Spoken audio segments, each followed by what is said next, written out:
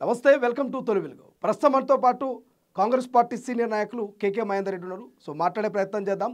రాష్ట్ర వ్యాప్తంగా ఓ కేసు సంచలనం సృష్టిస్తుంది. అదే ఫార్ములా ఈ కేసుకు సంబంధించి అప్పనంగా విదేశీ కంపెనీలకు 55 కోట్లు మాజీ మంత్రి ప్రస్తుతం బీఆర్ఎస్ వర్కింగ్ ప్రెసిడెంట్ కేటీఆర్ ఇక అప్పజెప్పినటువంటి పరిస్థితి. దాని మీద ఓవైపు ఈడీ, ఇంకోవైపు ఏసీబీ. సో రెండు కూడా కేటీఆర్ను చుట్టుముట్టే ప్రయత్నం చేసినాయి. ఇవాళ రేపు అరెస్ట్ అనేటువంటి వార్తలు ఇక సోషల్ మీడియాలో సర్క్యులేట్ అవుతున్నాయి. ఇంకోవైపు కేటీఆర్, ఇంకోవైపు హరీష్ రావు. లొట్టపీస్ కేసు అని ఒకరు, తుపేల్ కేసు అని ఒకరు. సో ఈ లొట్టపీసా, తుపేల్ కేసా, మరి ఏం కేసు ఒకసారి మాట్లాడదాం. మనతో పాటు కేకే మహేందర్ రెడ్డి గారు అన్న. నమస్తే. నమస్తే. సో మీకు అడ్వకేట్గా అనుభవం ఉన్నది. కేకే మహేందర్ రెడ్డి అంటే సిరిసిల్ల ప్రాంతంలో తెలియని వాళ్ళు ఉంటారు, కాంగ్రెస్లో తెలియని వాళ్ళు ఉంటారు. సో ప్రధానంగా ఒక ప్రత్యర్థిగా కేటీఆర్ మీద మీరు పోటీ చేసినటువంటి పరిస్థితి మనం చూస్తాం. సో కేటీఆర్ మాటలు చూస్తూ ఉంటే ఈ లొట్టపీస్ కేసు, తుపేల్ కేసు, ఈ యొక్క ఫార్ములా ఈ రేసును చూస్తూ ఉంటే మీకు ఏమనిపిస్తుంది? తుపాకీ రామని మాటల మాదిరి అనిపిస్తుంది. ఊళ్ళో వెనకాల తుపాకీ రాములు అందరూ ఆ తుపాకీ రాములకి ఇట్లనే మాట్లాడదు. వాళ్ళు ఏంటంటే వాళ్ళ పొట్టకూర్చి కోసం అనేకమైన పిట్ట కథలు చెప్తూ వాళ్ళు పొట్టను నింపుకునే ప్రయత్నం వాళ్ళు చేసేవాళ్ళు. అట్లనే వీళ్ళు కూడా ఓ తుపాకీ రామని మాటలు మాట్లాడుతున్నారు. ఈ తుపేలు కేసుకు మరి ఇంత పరేషాన్ ఎందుకు? ఈ లొట్టపీస్ గాడు కానీ ఈ లొట్టపీస్ గాడు ఆ లొట్టపీస్ కేసు గురించి ఎందుకు భయపడతాడు? మరి ఓ తుపేలు గాడు ఎందుకని? ఇవన్నీ కూడా తూటాలు దిగుతాయి వీళ్ళకు, తూటాలు. ఇలా చట్టాన్ని ఇట్లా కించపరుస్తూ మాట్లాడితే ప్రజలు ఎవరు కూడా దీన్ని డైజెస్ట్ చేసుకోలేరు ప్రజలు. ఇప్పుడు మహేందర్ రెడ్డి గారు ప్రధానంగా లొట్టపీసు సీఎం, లొట్టపీసు కేసు అంటారు. సో ఎట్లా చూస్తారు? అంటే ఒక ముఖ్యమంత్రిని కూడా ఈ విధమైనటువంటి భాష కావచ్చు, ఆ కేసు గురించి మాట్లాడే మాటలు కావచ్చు. ఇప్పుడు వాళ్ళు భావదారిద్రంతో ఉన్నారు. వాళ్ళంతా కూడా అధికారం కోల్పోయి ఏమంటే చూడు, మొన్న డిసెంబర్ లాస్ట్ ఇయర్ డిసెంబర్లో ఏదైతే ప్రజలు తీర్పు ఇచ్చిండ్రో ఆ ప్రజల తీర్పుతోని వాళ్ళకు దిమ్మ తిరిగి బొమ్మ కనబడ్డది. ఇప్పుడు కూడా ఇంకా కళ్ళు బైర్లు గమ్మినా వాళ్ళకి ఇంకేం చేయడం అర్థం కాక మతి భ్రమించిపోయి వాళ్ళు మాట్లాడుతున్నట్టుగా అవుపడుతుంది. ఇవాళ లొట్టపీసు కేసు అనేవానికి నీకు ఇంత భయం ఎందుకు? ఒకడేమో తుపేల్ కేసు అంటాడు, ఒకడేమో టుమ్రే కేసు అంటాడు, ఇంకొకడేమో లపూడ్ కేసు అంటారు. ఈ లపూడ్ గాళ్ళు, ఈ తుపేల్ గాళ్ళు ఇలా వాళ్ళు ఎందుకంటే అది వాళ్ళ యొక్క ఆలోచన సరళిగా అటువంటిది అన్నట్టు. అంతే వాళ్ళు అంతకంటే ఎక్కువ లపూడ్ గాళ్ళ రేంజుల్నే ఉంటారు, వాళ్ళు తుపేల్ గాని రేంజుల్నే ఉంటారు, వాళ్ళు లొట్టపీస్ గాని రేంజుల్నే ఉంటారు. అంటే ఆ భాష వాళ్ళకే తెలవాలి. ఎందుకంటే వాళ్ళ దృష్టిలో ఏంటంటే లపూట్ అన్న, తుపేల్ అన్న, ఇలా లొట్టపీస్ అన్న ఏంటంటే వాళ్ళు ఒక 3rd క్లాస్ 4th క్లాస్ కింద లెక్క అన్నట్టు. వాళ్ళకి పనికిరాని అంటే ఈ పనికిరాని వాళ్ళకు ఈ పనికిరాని మాటలే వస్తాయి అంతకంటే ఎక్కువ. ఎందుకంటే వాళ్ళ ఆలోచన వినాదం ఎంత, వాళ్ళ జ్ఞానమే ఎంత, విజ్ఞానమే ఎంత. కాబట్టి వాళ్ళకి చట్టాలపైన వీటిపైన గౌరవం లేదు. ఇవాళ ఎవరిని అవమానిస్తుండే అలా? ఆ లపూట్ కేసు పెట్టింది ఎవరు? మరి ఇదే వీళ్ళు కేసు పెట్టిన వాళ్ళందరూ కూడా అధికారులు ఎవరైతే పెట్టిండ్రో వీళ్ళందరూ కూడా అధికారులను అగౌరవపరుస్తున్నాను. ఇలా ఈ లపూట్ కేసు తయారు చేసిన అధికారులు ఎవరైతే ఉన్నారో ఏసీబీలా పోలీస్ అధికారులు, వాళ్ళని లపూట్ కావాలంటున్నాను, వాళ్ళని లొట్టపీస్ కావాలంటున్నావా? అంటే చట్టాన్ని కానీ చట్టంలో పనిచేసే వ్యక్తుల పట్ల కానీ వీళ్ళకి ఎటువంటి ఇంగిత జ్ఞానం లేకుండా ఇష్టారీతిన మాట్లాడుతూ వాళ్ళ యొక్క లోపటి మేకపోతు గాంభీర్యాన్ని ప్రదర్శిస్తూ లోపటినేమో దడదడ కొట్టుకుంటుంది వాళ్ళకు. మీరన్న విధానం చూడవచ్చు.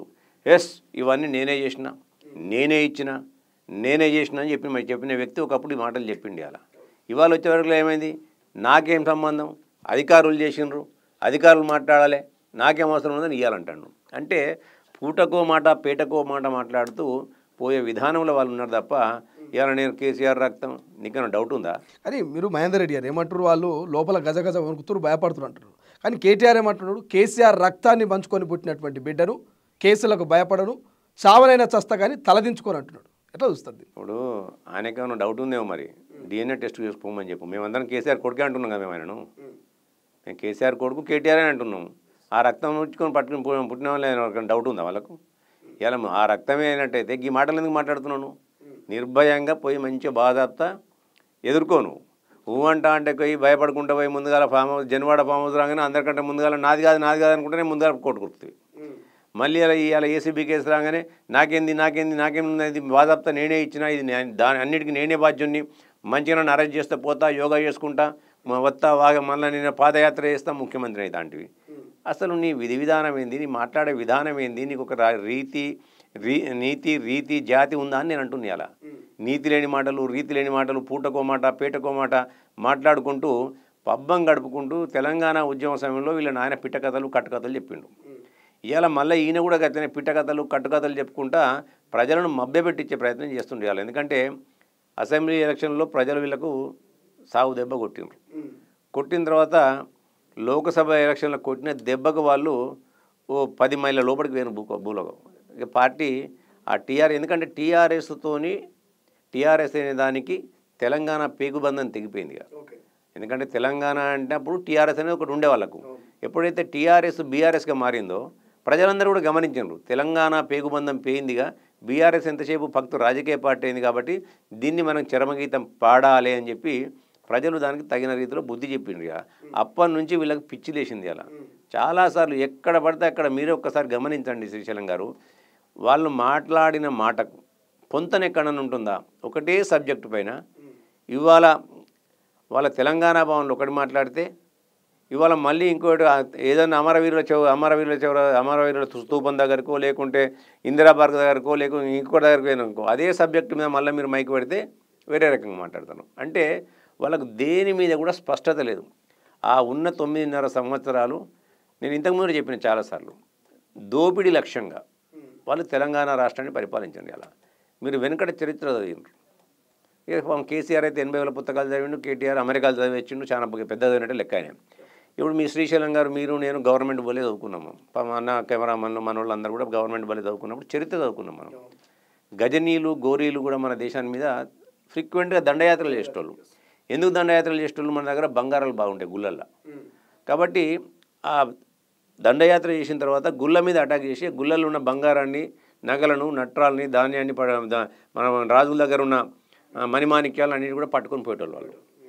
అట్లనే ఇలా కంచే చేయమేసిన చందంగా ఈ టీఆర్ఎస్ ప్రభుత్వం వచ్చిన తర్వాత తెలంగాణ రాష్ట్రం తల్లి సోనియా గాంధీ గారు ఇలా తెలంగాణ పిల్లల యొక్క ఆత్మహత్యలను ఆపాలి, తెలంగాణ తల్లుల యొక్క గర్భశోకాన్ని ఆపాలని చెప్పి తెలంగాణ తల్లి సోనియా గాంధీ గారు ఇవాళ కాంగ్రెస్ పార్టీకి నష్టం జరుగుతుందని తెలిసి కూడా తెలంగాణ రాష్ట్రాన్ని ఇచ్చిండ్రు. ఇచ్చిన తర్వాత సరే పోన్లే కష్టపడ్డాడుగా, ఇంత దొంగతనంగానో లంగతనంగానో ఇంత కట్టపడ్డాడుగా అని చెప్పి వాళ్ళు పట్టం కట్టిండ్రు. టీఆర్ఎస్ పార్టీకి పట్టం కట్టిండ్రు. పట్టం కట్టిన తెల్లారి నుంచి నువ్వు చేసింది ఏందండి?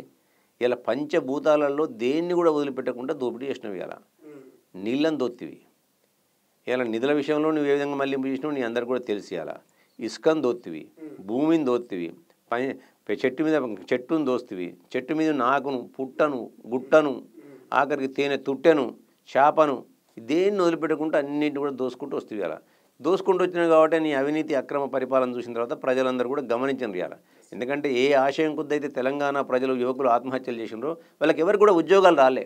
నీ ఇంట్లో ఉద్యోగాలు తప్ప తెలంగాణ యువతకు ఎక్కడ కూడా ఉద్యోగాలు రాలే. అలా ఇలా ఒక నిరంకుశ పరిపాలనను అప్రజాస్వామికంగా పౌర హక్కులను, ప్రజాస్వామిక హక్కులను కాలరాస్తూ ఇలాని నియంతృత్వ పరిపాలనకు చరమగీతం పాడారు. ప్రజలందరూ కూడా గమనించిన తర్వాత కనీసం అప్పుడన్నా నీకు బుద్ధి రావాలి కదా. ఇప్పటి కూడా ఆ అధికారంలోకి వచ్చినప్పుడు ఏ అహంకారం అయితే నీకు ఎక్కిందో ఇలా నీ తప్పును తెలుసుకొని ప్రజలకు క్షమాపణ అడిగి నీ అహంకారాన్ని దించుకొని మళ్ళీ నువ్వు మాట్లాడాలి వాళ్ళ. కానీ ఇంకా కూడా నీ అహంకారాన్ని కోల్పోకుండా నేను ఇంకా ఇప్పటికి కూడా నేనే యువరాజును, నేనే రారాజును అన్న చందంగా మాట్లాడితే చట్టం ముందు ఎవరు కూడా అతీతులు గారు, చట్టానికి ఎవరు చుట్టం కాదు. ఇవాళ ఇలా కేటీఆర్ అయినా ఒకటే, కేసీఆర్ అయినా ఒకటే, హరీష్ రావు అయినా ఒకటే, రేపు పొద్దున రేవంత్ రెడ్డి గారు అయినా ఒకటే, ప్రైమ్ మినిస్టర్ మోడీ గారైనా ఒకటే. కానీ ఇలా ఇప్పటికి కూడా ఇంకా నేను ఇది లొటపీస్ కేసు, ఇది తుపేలు కేసు, తుపేలు గాళ్ళకు లొటపీస్ గాళ్ళకు గతినాకు పడతాయి. ఇప్పుడు మహేందర్ రెడ్డి గారు ఒక చిన్న డౌట్, ఇప్పుడు ఆయన లొటపీస్ కేసు అంటుడు, హరీష్ రావు ఏమో తుపేలు కేసు అంటుడు. ఇన్ని కేసులు ఇంత చిన్న కేసు అనుకున్నప్పుడు ఎందుకు క్వాష్ పిటిషన్, లంచ్ మోషన్, ఈ కథా కార్ఖాని హైకోర్టు పోయింది, సుప్రీంకోర్టు దాకా పోయారు? అంటే నిజంగా భయపడుతున్నారు అనుకోవచ్చా? నేను ఒకటే మాట అంటానండి, ఈ లొటపీస్ కేసు, తుపేలు కేసు, టుంబ్రేక్ కేసు, లపుడు కేసు అని వాళ్ళు ఏం మాట్లాడినా కానీ నేను ఇంతకుముందే చెప్పాను, మేకపోతు గాంభీర్యం లోపలనేమో గజ గజ గజ వణుకుతాను. వాళ్ళ నేచర్ నాకు తెలుసు కదా దగ్గరగా, వాళ్ళ నేచర్ ఏందో నాకు తెలుసు చాలా దగ్గరకి. అలా పైన ఇప్పుడు భయపడ్డట్టుంటే ఇవాళ కార్యకర్తలు ఆల్రెడీ చాలామంది కార్యకర్తలు ఎక్కడో అక్కడ వెళ్ళిపోయారు, పార్టీ లేదనుకుని వెళ్ళిపోయారు. ఇలా టీఆర్ఎస్ పార్టీ బీఆర్ఎస్గా మారినప్పుడే తెలంగాణ ఉద్యమకారులు కానీ తెలంగాణ వాదులు కానీ ఎవరైతే దాంతో కలిసి పనిచేసినారో, మమేకమై పనిచేద్దాం అనుకున్నారో వాళ్ళందరూ కూడా ఇంతకుముందు చెప్పాను మీకు, నేను పేగుబంధం దిగిపోయిందని. ఇలా ఏమున్నాయి, ఎవరు ఉన్నాయి, రాజకీయ బంధం ఉన్న వాళ్ళే ఉన్నారు. వాళ్ళు రాజకీయంగా లబ్ధి పొందిన వాళ్ళు.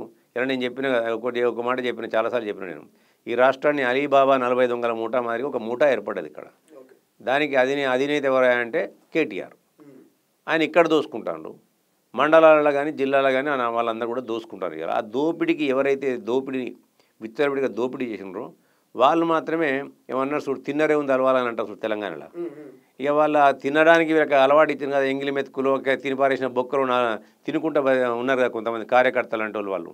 పాపం వాళ్ళు ఈయనకు అందుబాటులో ఉన్నారు తప్ప తెలంగాణలో ఈయన అరెస్ట్ చేసిన ఈయన ఒకవేళ ఈయన నిరూపించబడి ఏసీబీ ఈయన యొక్క చేసిన 55 కోట్ల కుంభకోణం ఏమైతే ఉందో దాన్ని నిరూపించినట్టయితే అరెస్ట్ చేసినా కానీ దీని నుంచి పట్టించుకున్నట్టు ఇవ్వలేరు. ఎందుకంటే చాలాసార్లు నిన్న కూడా పేపర్లు మీరేం పట్టించుకోరంటారు. ఆయన కౌశిక్ రెడ్డి కావచ్చు ఇతర నాయకులంతా కూడా రాష్ట్రం అంతా అల్లకొల్లం అయిపోతుంది కేటీఆర్ కనుక అరెస్ట్ అయితే. అక్రమ అరెస్ట్ ఇది, ఎక్కడ కూడా నిజమైనటువంటి అరెస్ట్ కాదు, ఎక్కడ అవినీతి జరగలేదని చెప్తా ఉన్నారు కదా. మరి ఇప్పుడు అవినీతి అంటే దోపిడీగాళ్ళకి అవినీతినే పుట్టి పెరిగిన వాళ్ళకు అవినీతి గురించి తెలుస్తా అండి. ఇప్పుడు పందులు ఎప్పుడు మురికి కాలంలోనే పండిపోలుతాయి. అది వాటికే సుగంధ ద్రవ్యం మరి పడుతుంది. సుగంధం మంచిగా ఏదో మంచి పన్నీర్ నీళ్ళు నేను స్నానం చేస్తున్నా అంటాయి అవి. ఇప్పుడు అవినీతి పరంలో పుట్టి పెరిగిన వాళ్ళకి అవినీతి కూడా సుగంధం మాదిరినే అగుపిస్తుంది కదా. మరి వాళ్ళకి ఏం ఏర్పడు వాటి సంగతి ఇవ్వాలి. అవినీతి అనేది రేపు పొద్దుగా ఏసీబీ ఎంక్వైరీలు కానీ ఈడీ ఎంక్వైరీలు కానీ తెలుస్తుంది. ఇవాళ అల్లకల్లోలం అవ్వడానికి ఏముంది అక్కడ అల్లకల్లోలం. నేను మొన్న పేపర్లో చూసిన నేను ఎక్కడో టీవీ ఛానల్లో పేపర్లో చదివిన కొన్ని ఉన్నాయి కదా యూట్యూబ్ ఛానళ్ళల్లో 100 కోట్లు కాన్స్టిట్యూన్సీకి పంపించి అల్లకల్లోలం సృష్టించాలని చెప్పి ఒక ప్రణాళిక పన్నిండ్రు అని చెప్పి ఇలా అక్కడక్కడ పేపర్లు చదివిన. నేనైతే ఒక ప్రత్యక్షంగా చెప్తుంది వాళ్ళు మీకు. మా జిల్లా నుంచి మాత్రం మండలానికి 10 మందిని రమ్మని మాత్రం వాళ్ళకు ఆదేశాలు వచ్చినాయట. ఓకే, అంటే దేనికి ఈ 10 మంది దేనికి అంటే ఇక్కడ ఏమైనా అయితే మళ్ళీ అరెస్ట్ అయితే నాకు అందంగా ఉండాలి లొల్లులు పెట్టాలని చెప్పడానికి కృత్రిమంగా కొన్ని క్రియేట్ చేయాలిగా. కృత్రిమంగా లొల్లులు కొన్ని క్రియేట్ చేయాలిగా. లా అండ్ ఆర్డర్ సిచ్యువేషన్కి ఇచ్చేయాలి. కేటీఆర్ లేకుండా కేటీఆర్ తుస్సుమన్నట్టే కదా. కేటీఆర్ చేసినప్పుడు ఏమో అల్లరి లేకుంటే కేటీఆర్ గింతేనా, ఇప్పుడు తుపేలు గాడైనా, ఇప్పుడు లఫూడ్ గాడైనా, ఇప్పుడు తుమ్రే గాడైనా అని అంటారు జనమంతా. కాబట్టి ఇప్పుడు కొన్ని ఉంటే కేటీఆర్ అరెస్ట్ కూడా హైలైట్ చేయాలనుకుంటారు అంతే కదా. ఇప్పుడు జనరల్గానే రాజకీయ నాయకులు ఎవడైనా గదే చేయాలనుకుంటాడు. కానీ అందరూ నేను ఒకటే మాట అంటున్నా, నాకు తెలిసినంతవరకు నీకు పెట్టుడు ఉద్యమాలు చాలా కాలం నిలబడాయి. ఇలా పెట్టుడు ఉద్యమాలు నువ్వు పెట్టేటివన్నీ కూడా పెట్టుడు ఉద్యమాలు. ఇప్పుడు జనాన్ని తరలించి ఇవాళ నువ్వు ఏదో ఉద్యమాలు చేస్తా అంటే ఆ పెట్టుడు ఉద్యమాలు చాలా కాలం నిలబడాయి. ఇవాళ ప్రజలు ఇవాళ కాకుండా ప్రజలు నీ పక్కన లేరు. నేను ఇంతకుముందు మీకు చెప్పుకుంటూ వచ్చాను. నేను ఎవరైతే ఈయన అవినీతిలో పాలు పంచుకున్నారో వాళ్ళు సొంతంగా లబ్ధి పొందినరు. అటువంటి టీం మాత్రం ఈయన వెంబడి ఉంది. అలా తెలంగాణ ప్రజలు ఎవరు లేరు వెంబడి. తెలంగాణ ప్రజలు ఈయన వెంబడి ఉన్నట్టయితే ఈయన చాలా హుందాగా నిమ్మలంగా ఉంటుండే. లేరని అర్థమైపోయింది దానికి. అలా ప్రజలు ఎవరు మా వైపు లేరు. ఆఖరికి కొత్త మా బావ కూడా నా వైపు లేడు అని తెలిసింది ఆయనకు. మా బావ కూడా నా వైపు లేడు, మా బావ ఎక్కడో ఆల్రెడీ మాట్లాడుకుని నన్ను అన్నిట్లో ఇరికిస్తాడు. ఓఆర్ఎస్లో కానీ అన్నిట్లో కానీ అన్నిటి వెల్కమ్ చేస్తున్నా. మావాడు ఓన్లీ లొట్టబీస్ అన్నాడా, నేను తుపేలంటా అన్నాడు. అందుకంటే బామ్మడికి కొంచెం యాడ్ చేస్తాడు. యుద్ధం మొదలైంది అనుకోవాలి. అయితే ప్రచ్ఛన్న యుద్ధం ఉంది కదా, లేకపోతే కదా అది. లేకపోతే కాంగ్రెస్ ఏమైనా క్రియేట్ చేస్తున్నదా? ఎవరు క్రియేట్ చేస్తారు? వాళ్ళ దానిలో ఉన్నది అందరికీ. నాకైతే నాకు అన్ని తెలుసు కదా. వాళ్ళ నాకైతే ప్రతి ఒక్కరు తెలుసు కదా. వాళ్ళు రాత్రిపూట ఏం మాట్లాడుకుంటారు, పొద్దుపూట ఏం మాట్లాడుకుంటారు. నాకైతే నేను 10-12 సంవత్సరాలు అనుభవించడం కదా. నేను 10 సంవత్సరాలు అనుభవించిన వల్ల నేచర్ తెలిసే కదా మేము సపరేట్ కూర్చున్నది అలా. వాళ్ళు ఏంటంటే వాళ్ళు ఎంతసేపు వాళ్ళ స్వలాభం తప్ప ప్రజల కొరకు కానీ పక్కన గురించి కానీ ఆలోచన ఉంటుంది కదా. నా కడుపు నిండితే దరిద్రం భాషే, ఇంకోటి ఎటుపోతే నాకేంది అనే చందమే తప్ప ఆ కుటుంబ సభ్యులకు అంతకంటే అయితే ఎక్కువ లేదు ఇవాళ. అందుకే తెలంగాణ రాష్ట్రం రాగానే, తెలంగాణ వాళ్ళ ప్రభుత్వంలోకి రాగానే అందిన కాడికి దోసుకుంటూ వేయండి ఇవాళ. ఇలానేమో గజనీలను గౌరీలను కల్పించే విధంగా దోసుకుంటూ వేయండి ఇవాళ. వాళ్ళ యొక్క అవినీతి సామ్రాజ్యాన్ని ఇలా స్థాపించండి ఇక్కడ. మీరు ఒక్కటి శ్రీశైలం గారు, మీరు ఇవాళ 30-32 సంవత్సరాలు 30 సంవత్సరాలు ఉండొచ్చు. మీరు ఈ వృత్తిలోకి వచ్చి 10 సంవత్సరాలు కావచ్చు, ఇంచుమించు 8 సంవత్సరాలు 10 సంవత్సరాలు కావచ్చు. అంతకుముందు చరిత్ర మీరు తీసుకున్నట్టయితే అంతకుముందు పరిపాలన కూడా మీ నాన్నగారు మీ తాతగారు చూసి ఉంటారు కదా. ఎక్కడైనా ఫామ్ హౌస్ కల్చర్ ఉందా? హైదరాబాద్ చుట్టుపక్కల ఎవరైనా ఫామ్ హౌస్లు పెట్టుకున్నాడు ఏ రాజకీయ నాయకుడు అన్నా?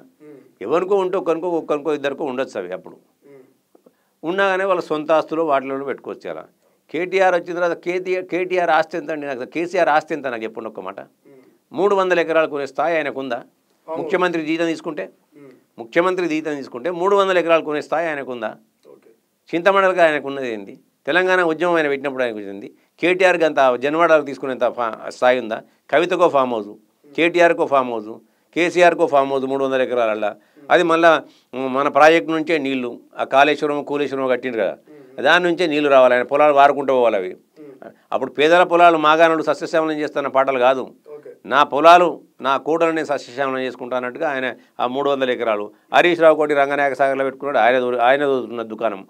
ఇలా ఎవ్వరు పడితే వాళ్ళు ఫామ్ హౌస్లే. ఇక మా మంత్రులందరూ కూడా మా కేసీఆరే కట్టిండు యథా రాజా తదా ప్రజ అన్నట్టు, అరే మా సార్కు 300 ఎకరాలు ఉన్నప్పుడు కనీసం మాకు 30 ఎకరాలు ఉండాలి కదా అని చెప్పి వీళ్ళందరూ కాబట్టి ఎక్కడక్కడ దొంగలు కదా ఊళ్ళు పంచుకున్నట్టు ఎక్కడ పడితే అక్కడ ప్రభుత్వ భూములన్నింటి కూడా ఆక్రమించి ఇలా వాళ్ళు ఫామ్ హౌస్ల పేరు మీద ఇలా ఎటువంటి దుర్మార్గానికి తెరలేపారు. ఇలా మీ అందరికీ గతంలో 10 ఏళ్ల పాటు మంత్రులుగా పనిచేసినటువంటి బీఆర్ఎస్ నాయకులు కూడా ఫామ్ హౌస్లో అయితే 100 ఎకరాలు చాలా సందర్భంలో మీ టీవీలలో కూడా నేను చూసిన.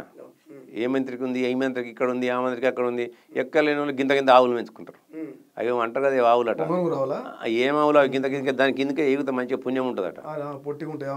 దాని కింద అటువంటి వాళ్ళందరూ అటువంటి ఆవులను పెంచారు. ఇలా ఇంత కుక్క దానికి ఇంత కుక్కలను పెంచారు. ఇవన్నీ నేను మనుషులను ప్రేమించలేని వాడు జంతువులను ప్రేమిస్తాడు. వాడిని ప్రేమించడం తప్పని నేను అంటలేరు, కానీ ముందుగా మనుషులను ప్రేమించండి, బతుకున్న మనిషిని ప్రేమించండి. వాటిని ప్రేమించిన తర్వాత వాటిని ప్రేమించండి, వీళ్ళకి కావాల్సిన అవసరాలను తీర్చండి. వీటన్నింటిని తీర్చకుండా మీరు కేవలం ఫామ్ హౌస్ల కల్చర్ మీద రాష్ట్రాన్ని మొత్తం కూడా దోసుకున్న వైనాన్ని తెలంగాణ ప్రజలందరూ గమనించారు. కాబట్టే ఆయన గోరి కట్టింది, రాజకీయ గోరి కట్టింది. ఇవాళ నిజంగానే అంత సచ్చీలుడైనట్టయితే ఇంత ఒకసారి ఎలక్షన్ కమిషన్ నోటిఫికేషన్ వచ్చిన తర్వాత డబ్బులు ఇవ్వాలన్న ఇంగిత జ్ఞానం ఉండాలి కదా. చదువుకున్న వ్యక్తే కదా, 10 సంవత్సరాలు మంత్రి చేసినావు కదా. మాకంటే ఇంగ్లీష్ రాదు, నీకు రాదు. మనం ఎందుకంటే సర్కారు బలలో చదువుకున్నాం. మనకు ఏదైనా చదువుకుంటే ఒక్కొక్క వాడు మనం చదువుకోవాలి. నువ్వు అమెరికాలో అమెరికాలో చదివించినావు కదా. నువ్వు మీ నాయనేమో 80,000 పుస్తకాలు చదివింది కదా. మీ నాయననే చెప్పాలి కదా, అరే సన్యాసి నేను 80,000 పుస్తకాలు చదివినరా, నువ్వు అమెరికాలో చదివితే ఆఖరికి మర్చిపోయినావు. ఇది నువ్వు ఒకసారి ఎలక్షన్ నోటిఫికేషన్ వచ్చిన తర్వాత డబ్బులు ఇవ్వద్దురా, నిర్ణయం తీసుకోవద్దురా అని చెప్పి రాజ్యాంగం మీద మనం ప్రమాణ స్వీకారం చేస్తాము. దాంతోపాటు కేబినెట్ నిర్ణయం ఉండాలి. ఇవన్నీ ఒకవేళ ఆర్బీఐ రూల్స్ను మనం అతిక్రమించొద్దు. ఇవన్నీ రూల్స్ అండ్ రెగ్యులేషన్స్ ఉంటాయిరా, ఇవి నువ్వు చేయొద్దని చెప్పాలి కదా ఆయనన్నా. కానీ మనం నిన్న చూస్తే అరవింద్ కుమార్ విచారణలో హాజరయ్యి అరవింద్ కుమార్ కొన్ని చెప్తా ఉన్నాడు, మళ్ళీ అధికారంలోకి మనమే వస్తాం, సో ఖచ్చితంగా ఏం కాదు మీరు పంపిరని చెప్పినట. ఆ మంత్రి గారి ఆదేశాల మేరకు నేను చేసిన అరవింద్ కుమార్ ఒప్పుకున్నటువంటి పరిస్థితి. ఇది ఎట్లా చూడొచ్చు? అధికారులు కూడా కింద ఉన్నటువంటి అధికారులు కూడా ఇలా. నేను ఒక్కటే మాట అంటున్నా, అరవింద్ కుమార్ గారు తప్పు మాట్లాడారని నేను అంటలేను.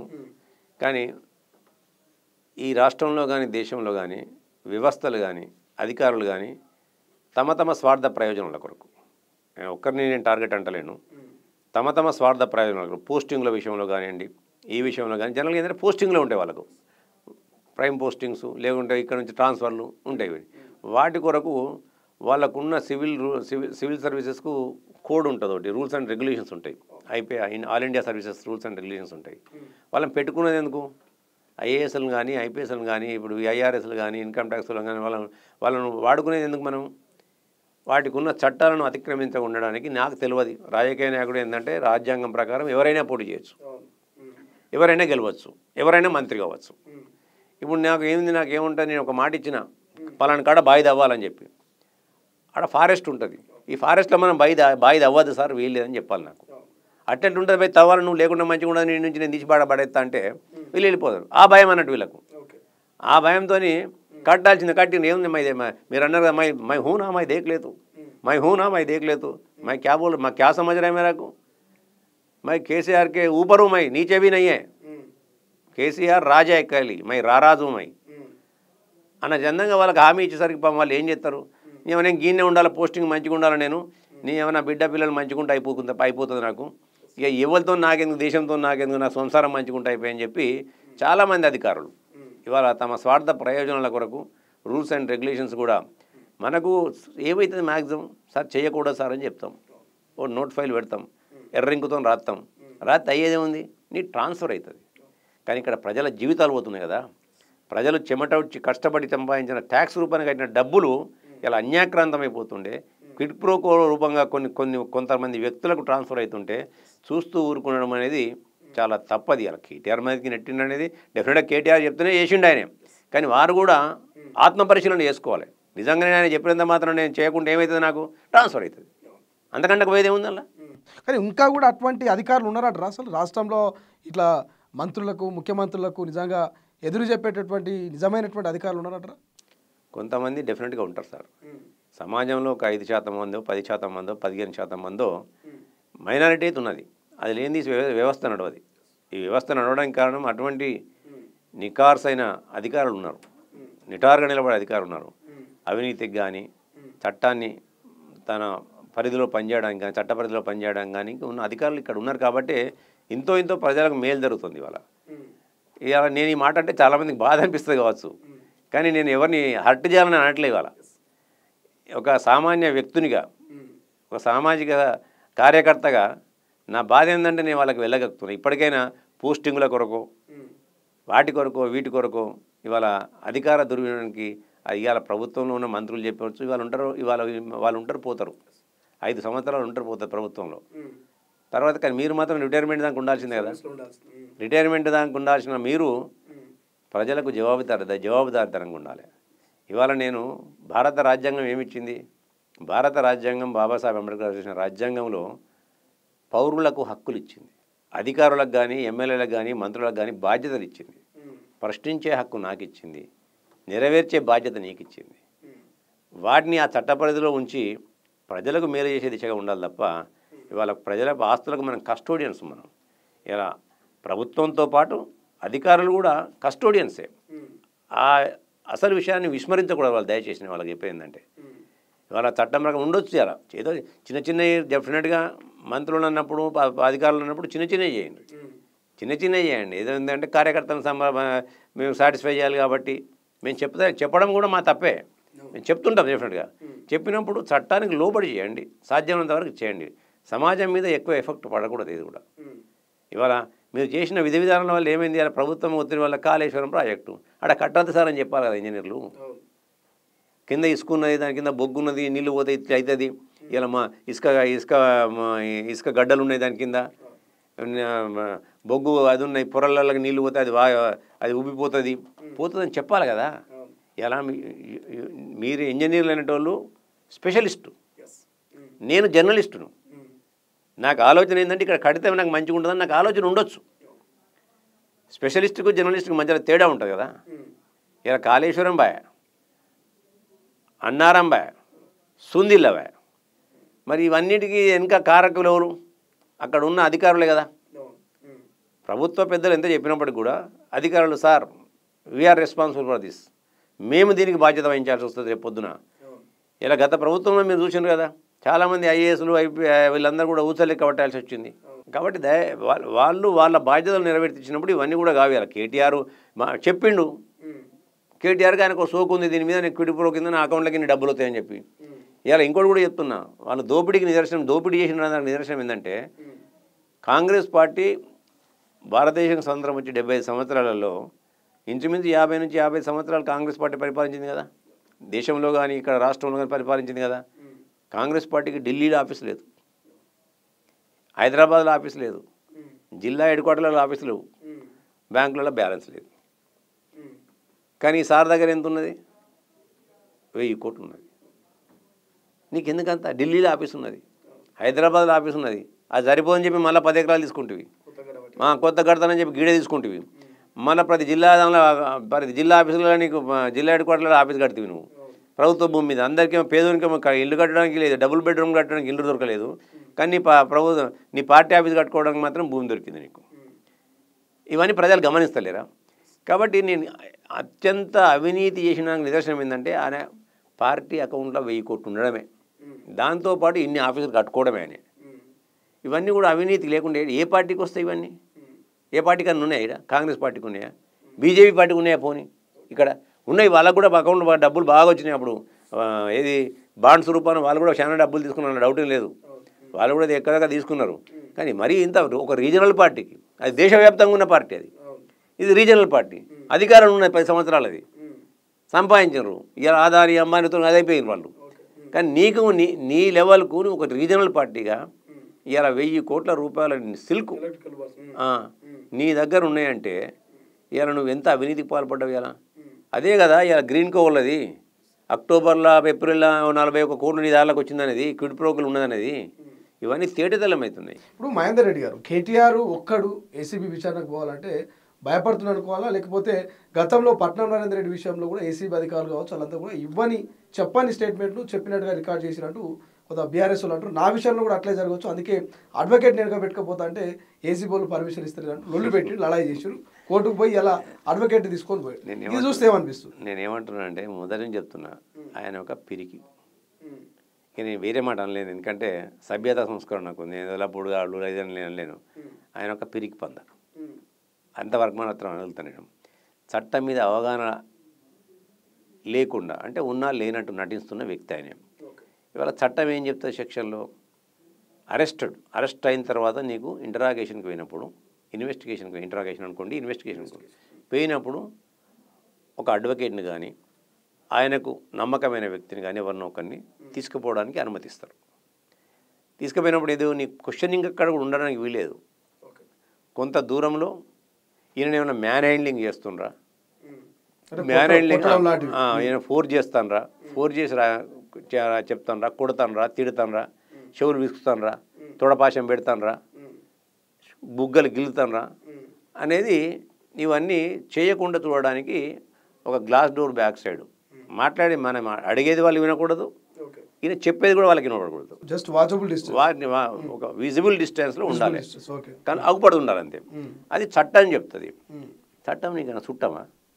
దాన్ని కూడా డ్రామా కంపెనీ ఆర్టిస్ట్ మాదిరి వాళ్ళని అది చేతి ఇలా అవగాహన లేకుండా నీ పక్కపట్టు ఉన్న లాయర్లకన్నా తెలవాలి కదా అంతమంది. ఎంతసేపు ఏంటంటే దేని నుంచి కూడా మైలేజ్ తీసుకోవాలి, రాజకీయ లబ్ధి కోసం ఆయన చేస్తున్న ప్రయత్నం ఇలా. ఇవాళ నిజంగా కూడా నీకు చట్టం మీద గౌరవం ఉన్నట్టయితే ఈ లపూటు తుపూటు ఇవన్నీ కేసులు మాటలు మాట్లాడవు ఇలా. ఎస్, బాధ్యత పోవాలి, చట్టాన్ని గౌరవించాలి, నీకున్నాయి చెప్పాలి, సంతకాలు పెట్టాలి. ఇన్ని నువ్వు చెప్పిన సంతకాలు నీ చెప్పినట్టు నువ్వు రాయలేదనుకో, నీకు చదువు వస్తుంది కదా, చదువుకున్నోడివి కదా. సరే నాకు ఇంగ్లీష్ రాదు సార్, తెలుగులో రాయంటే అనుకో, తెలుగు రాదు సార్ నాకు ఇంగ్లీష్లో రాయను అనుకో, రెండితే రాత్రి కదా వాళ్ళు. చదువుకున్నా కానీ నువ్వు సంతకం పెట్టాలి. నువ్వు 15 సంవత్సరాలు ఎమ్మెల్యే, ఇలా 16వ సంవత్సరం ఎమ్మెల్యే కంప్లీట్ అయింది, 9 సంవత్సరాలు మంత్రిగా చేసినావు. ప్రతి ఒక్కదాని మీద నీకు అవగాహన ఉండాలి కదా. అవగాహన రాహిత్యంగా నువ్వు ఎట్లా మాట్లాడతావు ఇలా? ఎంతసేపు ప్రజలను తప్పుదారు పట్టించడానికి, ఇలా నీలా పని బట్ట కాల్చి మీదేయడానికి. ఇప్పుడు ఏసీబీ కానీ ఈడీ కానీ రెండు, ఇటు బీజేపీ కాంగ్రెస్ రెండు కుమ్మక్కై మా మీద అక్రమ కేసులు పెడతా ఉన్నాయి అనేది కేటీఆర్ మాట్లాడుతున్నట్టు మాట. నిజంగా ఈ బీజేపీ కాంగ్రెస్ రెండు ఒకటే అంటారా? నిజంగానే బీఆర్ఎస్ని టార్గెట్ చేసి అనుకోవాలా? ఇప్పుడు చేతగాక మాట్లాడే మాటలు అవన్నీ. ఎక్కడేం లేనప్పుడు ఏం చేయాలి? ఎక్కడనే ఒకరిని ఇంతకుముందు అన్న బట్ట కాసి మీదేయాలి. ఇలా చీకట్లో పోయి కాళ్ళు పట్టుకొచ్చేది వాళ్ళు అందరికీ ఏర్పడేయాలి. ఢిల్లీకి పోయి ఏమంటా అంటే ఢిల్లీకి పోయి కవిత వాళ్ళ చెల్లె బెయిల్ విషయంలో కానీ ఎక్కడ కానీ నేనుగా చెప్పేది, ప్రజలు చెప్తాను, అనేకమైన ఛానళ్ళు చెప్పినాయి. కాళ్ళు పట్టుకొచ్చుకున్నది ఎట్లా, ఏళ్ళు పట్టుకొచ్చింది ఎట్లా అనేది అందరికీ ఏర్పడు. ఎవరు ఎక్కడ పోయి మాట్లాడిన అని కూడా అప్పుడు కూడా మేము చాలా సందర్భాల్లో చెప్పాము. ఇవాళ కూడా ఇలా ఏసీబీ కేసు బుక్ కాగానే ఫస్ట్ ఎయిడ్కి పోయినవే ఢిల్లీలో ఏం పని ఉండే నీకు? నీ పార్టీ రీజనల్ పార్టీ, ఢిల్లీలో నీకేం పనే? ఆడిపో ఎవరి కాలు పట్టుకొచ్చుకున్నావు? ఇలా ఈడీ వచ్చింది, ఈడీ ఇవాళ ఎవరి సంస్థ? అది సెంట్రల్ గవర్నమెంట్ సంస్థ. అది సరే, దానికేం కోరిక ఉందో, అవినీతి అక్రమాలు జరిగినప్పుడు ఎంటర్ అయితే వాళ్ళ ఉద్దేశం ఏముందో. ఇలా ఈడీ కానీ సిబిఐ కానీ ఇన్కమ్ ట్యాక్స్ కానీ వాళ్ళ పరిధులు వాళ్ళకు ఉంటాయి. అది రాగానే కాంగ్రెస్ పార్టీకి ఒకటి బీజేపీ ఒకటి అంటే అసలు నేను అడిగినోడు కాంగ్రెస్ పార్టీ బీజేపీ ఎక్కడన్నా ఒకటైతే, నీదేమో గింతంత రాష్ట్రంలో గింతంత ఉన్నది 119 సీట్లలో, నువ్వు ఒక రీజనల్ పార్టీ. ఇలా 545 అసెంబ్లీ లోక్సభ స్థానాల్లో మేము కొట్లాడేటోళ్ళం, మా శక్తి అక్కడ. సరే గెలిచినమా ఉన్నమా గత 10 సంవత్సరాలు కానీ సెకండ్ ఇష్యూ. ఏ ఊళ్ళో పోయినా మాకు కార్యకర్త ఉంటాడు, మాకు నాయకుడు ఉంటాడు, మాకు ఈ నోట్లు ఉంటాయి, మాకు కొట్లాడే శక్తి ఉంటుంది. ఎవరైనా చెప్తే నమ్మాలి కొంచెమన్నా. అదే నేనేమంటున్నా అంటే, పాపం వాళ్ళకు అధికారం కోల్పోయిన తర్వాత జనులు అందరికీ దమాగిన్లు అంటారు, కానీ మనోళ్ళకి పాపం శీలమండలకు వచ్చినట్టు ఉంది. ఆ శీలమండలకు వచ్చినప్పుడు ఒత్తుకున్నప్పుడు అలా ఏమైనా కాలు కింద పడినప్పుడు వాళ్ళకి ఏమైనా పిచ్చి పిచ్చి ఆలోచనలు వచ్చి చెప్తున్నట్టు అది. అలా వ్యవస్థల మీద సంస్థల మీద నమ్మకం లేని వ్యక్తులు మాత్రమే ఇటువంటి మాటలు మాట్లాడతారు. ఇదంతా కూడా గాలి రాజకీయం, గాలి మోడర్లకి దిగిన రాజకీయం చేసిండు. నేను ఎక్కడ కూడా తండ్రి తట్టు బిడ్డ అయినా, ఆయనకైనా ఉద్యమాలు చేసింది ఎక్కడి, ఆయనకైనా అవగాహన ఉన్నది ఎక్కడ చెప్పు నాకు. ఆయన నుంచి వచ్చిండు తెలంగాణ ఉద్యమం పేరిట తెలంగాణ అమరవీరుల యొక్క త్యాగాల పునాదుల మీద వీళ్ళు భోగాలను భావిస్తారు. ఆ భోగాలలో భోగి మంటలు కూడా ఉంటాయి. ఆ మంటలలో పడితే మా చితి మంటలు అయితే అని కూడా తెలవాలి కదా వీళ్ళకు. ఆ భోగి మంటలు చితి మంటలు అయితే అని కూడా తెలవాలి కదా వీళ్ళకు. ఇలా ఎంతసేపు ఆ భోగి మండలంలో కాదు కదా, నీ పాప ప్రాయచిత్తం కూడా జరగాలి కదా ఇలా. కాబట్టి నీవు చేసిన నువ్వు తవ్వుకున్న గోతులో నువ్వు వడ్డవేయాల. ఆ అహంకారము అహంభావంతో ఏదైతే నువ్వు విర్రవీగినవో అందులో చేసిన పొరపాటుతోనే ఇలా నువ్వు తవ్వుకున్న గోతులో నువ్వు వడ్డవేయాలి. ఇప్పుడు మహేందర్ రెడ్డి గారు ఇంత జరుగుతుంది రాష్ట్రంలో, ఓవైపు కాళేశ్వరం విచారణ, ఇంకోవైపు విద్యుత్ కొనుగోలు విచారణ, ఇంకోవైపు ఫోన్ ట్యాపింగ్ కావచ్చు, ఇప్పుడు ఫార్ములా ఈ రేసు, గొర్రెలు, చేపలు, రొయ్యలు, ఇట్లా పోతే చాలా విషయాలు జరుగుతూ ఉన్నాయి గత 10 ఏళ్ళ బీఆర్ఎస్ సర్కార్కి సంబంధించి. కానీ కేసీఆర్ ఎక్కడొచ్చి ప్రజా సమస్యల మీద మాట్లాడట్లేదు, విచారణల మీద మాట్లాడట్లేదు. పోనీ కేటీఆర్ ఇవాళ ఏసీబీ ఈడీ ముందుకు పోతూ ఉంటే కూడా ఎక్కడొచ్చి మాట్లాడేటువంటి పరిస్థితి. అసలు కేసీఆర్ను చూస్తుంటే ఏమనిపిస్తుంది? నిజంగా వచ్చే అవకాశం ఉందా కేటీఆర్ అరెస్ట్ అయినప్పటికైనా? నేను ఒకటే మాట్లాడినది, కేసీఆర్ గారి యొక్క నేచర్ అంత తెలుసు. ఆయన అన్నీ వదులుకున్నాడు. ఆయన ఇప్పుడు అన్నిటిలో నేను పట్టుబడ్డా, అది ఇప్పుడు తేలికొట్టిన దొంగ అంటారు చూడేదో, తేలికొట్టిన దొంగ తిరాకున్నాడు ఇప్పుడు ఆయన. ఇప్పుడు అరుస్తేనేమో ఆగమవుతాడు, అరవకుండానేమో విషమెక్కుతుంది. ఇప్పుడు ఆయన పరిస్థితి అది పాపం. అందుకని చెప్పి ఆయన ఏం చేయాలని చూడకుండా ఉన్నప్పుడు ఈడీ కవిత గారు పోయినప్పుడు కూడా ఏమనలేదు. ఎందుకంటే దొంగతనం చేసింది బాధ తెలుసు కదా, కళ్ళమ్మింది ఆమె. ఢిల్లీలో వల్ల కళ్ళమ్మింది అందరికీ ఏర్పడు కదా. ఇలా ఆడపిల్ల కళ్ళమ్మింది ఏం చెప్పుకోవాలి ఆయన? ఇలా కొడుకు దొంగతనం చేయడం ఏం మాట్లాడాలి ఆయననే? ఆయనే చెప్పిండు కదా, కొడుకే చెప్పిండు కదా. అరే వాడే చెప్పే బేవ కొడుకాడు అలా పుడుకాడు వాడే చెప్పి నేనేం చేయాలనుకుంటాడు కదా ఆయనే. ఇలా బాధపడతా నేనే ఇచ్చిన, నేనే బాధ్యుని, దీనికి నేనే బాధ్యత వహిస్తా, జైలుకు పోతా, యోగా చేస్తా, యోగా నుంచి వచ్చి మంచిగా కడిగిన ముత్యంలో బయటకు వస్తా, వాకింగ్ చేస్తా, అదే పాదయాత్ర, ముఖ్యమంత్రి అవుతా అని. అరే మావాడు బడబంచే చెప్పిండు అనుకున్నాడు ఆయనే. ఇక మనకి మొత్తం ప్రణాళికబద్ధంగా ఉన్నాడు, నేను సపోర్ట్ చేయాలని చెప్తున్నాడు ఆయన. ఆయన ప్రణాళిక రచించుకున్నాడు కదా, చేసిందో తప్పాయ, ప్రణాళిక బయట పెట్టే. మరి ఏం చెప్తారు పాపం ఆయన? ఇంకా చేసింది వాస్తవమేనే, అదే ఆయనకు తెలిసేనే. మరి ఏం మాట్లాడాలి ఇప్పుడు? ఆయన తేలికొట్టే దొంగ ఆయనే. ఇప్పుడు ఇప్పటివరకు మనం బీఆర్ఎస్ వర్షన్ చూస్తాం, ఒక్కసారి కాంగ్రెస్ వర్షన్కి వస్తే నిజంగా కాంగ్రెస్ 10 ఏళ్ళు అధికారంలో లేదు తెలంగాణలో. సో ఏమైనా కక్షపూరితమైనటువంటి రాజకీయాలు చేస్తూ బీఆర్ఎస్ ముఖ్యమైనటువంటి ముఖ్య నేతల్ని టార్గెట్ చేస్తున్నారు రేవంత్ రెడ్డి కానీ కాంగ్రెస్ నాయకులు కానీ. ఇప్పుడు నేను ఇంతకుముందు ఒక మాట చెప్పిన మీకు, నేను కాంగ్రెస్ పార్టీ అనేది ప్రజాస్వామ్యయుతంగా ప్రజాస్వామ్యబద్ధంగా నడుచుకునే పార్టీ. అది కక్షలు కార్పణ్యాలు కాంగ్రెస్ పార్టీలో తావుండదు. ఏదైతే ఇవాళ ఒక అవినీతి జరిగిందో అవినీతికి జవాబుదారీతనంగా అయితే ఉండాలి. అధికారంలోకి వచ్చిన తర్వాత ప్రజలకు జవాబుదారీతనంగా ఉండాలి. ఏ అవినీతి అయితే చేసినారో దాన్ని ప్రజల ముందు బయట పెట్టాల్సిన బాధ్యత ప్రభుత్వం పైన ఉంటుంది. అలా 7 లక్షల కోట్ల అప్పు చేసినారు. 7 లక్షల కోట్ల పెట్టుబడులలో మరి ఇక్కడ ఎంతవరకు ప్రజలకు ఉపయోగపడ్డది? ఎగ్జాంపుల్ 1,10,000 కోట్లు, 1,10,00,000 కోట్లు కాళేశ్వరం మీద పెట్టినారు. ఇవాళ విద్యుత్ కొనుగోళ్ల మీద ఎంతవరకు వెళ్తుందో మీ అందరికీ కూడా తెలిసి ఇవ్వాలి. ఇవన్నిటి కూడా జరిగినప్పుడు మన ప్రజలకైతే చెప్పాలి కదా, ప్రజలకు కొన్ని హామీలు ఇచ్చినాం, ప్రజలకు మేము ఇవి చేస్తామని చెప్పినాం, ప్రజా సంస్కరణలు చేస్తామని చెప్పినాం. ఇవాళ ఇవాళ మీకు 2,500 రూపాయలు మహిళలకు ఇస్తామని చెప్పినాం. అట్లనే రైతులకు 2 లక్షల రూపాయలు రుణమాఫీ చేస్తామని చెప్పినాం.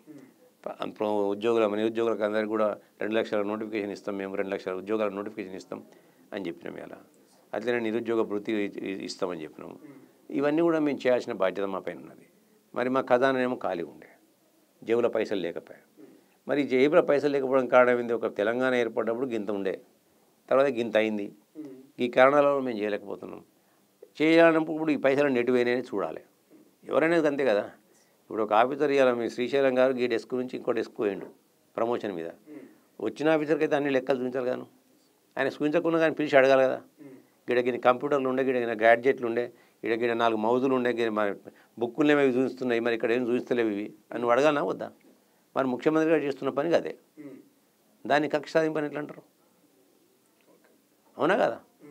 ఇంట్లోకే మీ ఆవిడ పోతుంది బయటికి, తాళప్షే మీ చెల్లెకో ఎవరికో ఇచ్చిపోయింది, మరి ఉన్నాయి లేని అయితే మళ్ళీ అయిపోయినట్టు ఎట్లా? ఆ బాధ్యత ఆయన చేస్తుండే అలా. కానీ అంటే కొన్ని విమర్శలు వస్తున్నాయి, రేవంత్ రెడ్డి కానీ కాంగ్రెస్ ప్రభుత్వం కానీ కేవలం కల్వకుట్ల కుటుంబాన్ని టార్గెట్ చేసింది. సో మిగిలినటువంటి ఎమ్మెల్యేలు, మిగిలిన మాజీ మంత్రుల పరిస్థితి, గతంలో కాంగ్రెస్ అధికారంలోకి రాకముందు ఎవరైతే బీఆర్ఎస్ ఎమ్మెల్యేలో వారందరూ అవినీతికి పాల్పడరని చెప్పారు. కానీ అవినీతికి పాల్పడే ఎమ్మెల్యే ఇవాళ కాంగ్రెస్లో చేయలేరు. మరి వాళ్ళ సంగతి అనేటువంటి ప్రశ్న ప్రజల్లో వస్తుంది. తీగ లాగితే డొంక కదులుతుంది కదా పొద్దున. ఇలా దీనికి వీళ్ళు నలుగురే కదా, ఆయన కంపెనీ కదా, కల్వకుంట్ల ఆయన కంపెనీగా నడిపించింది రాష్ట్రాన్ని.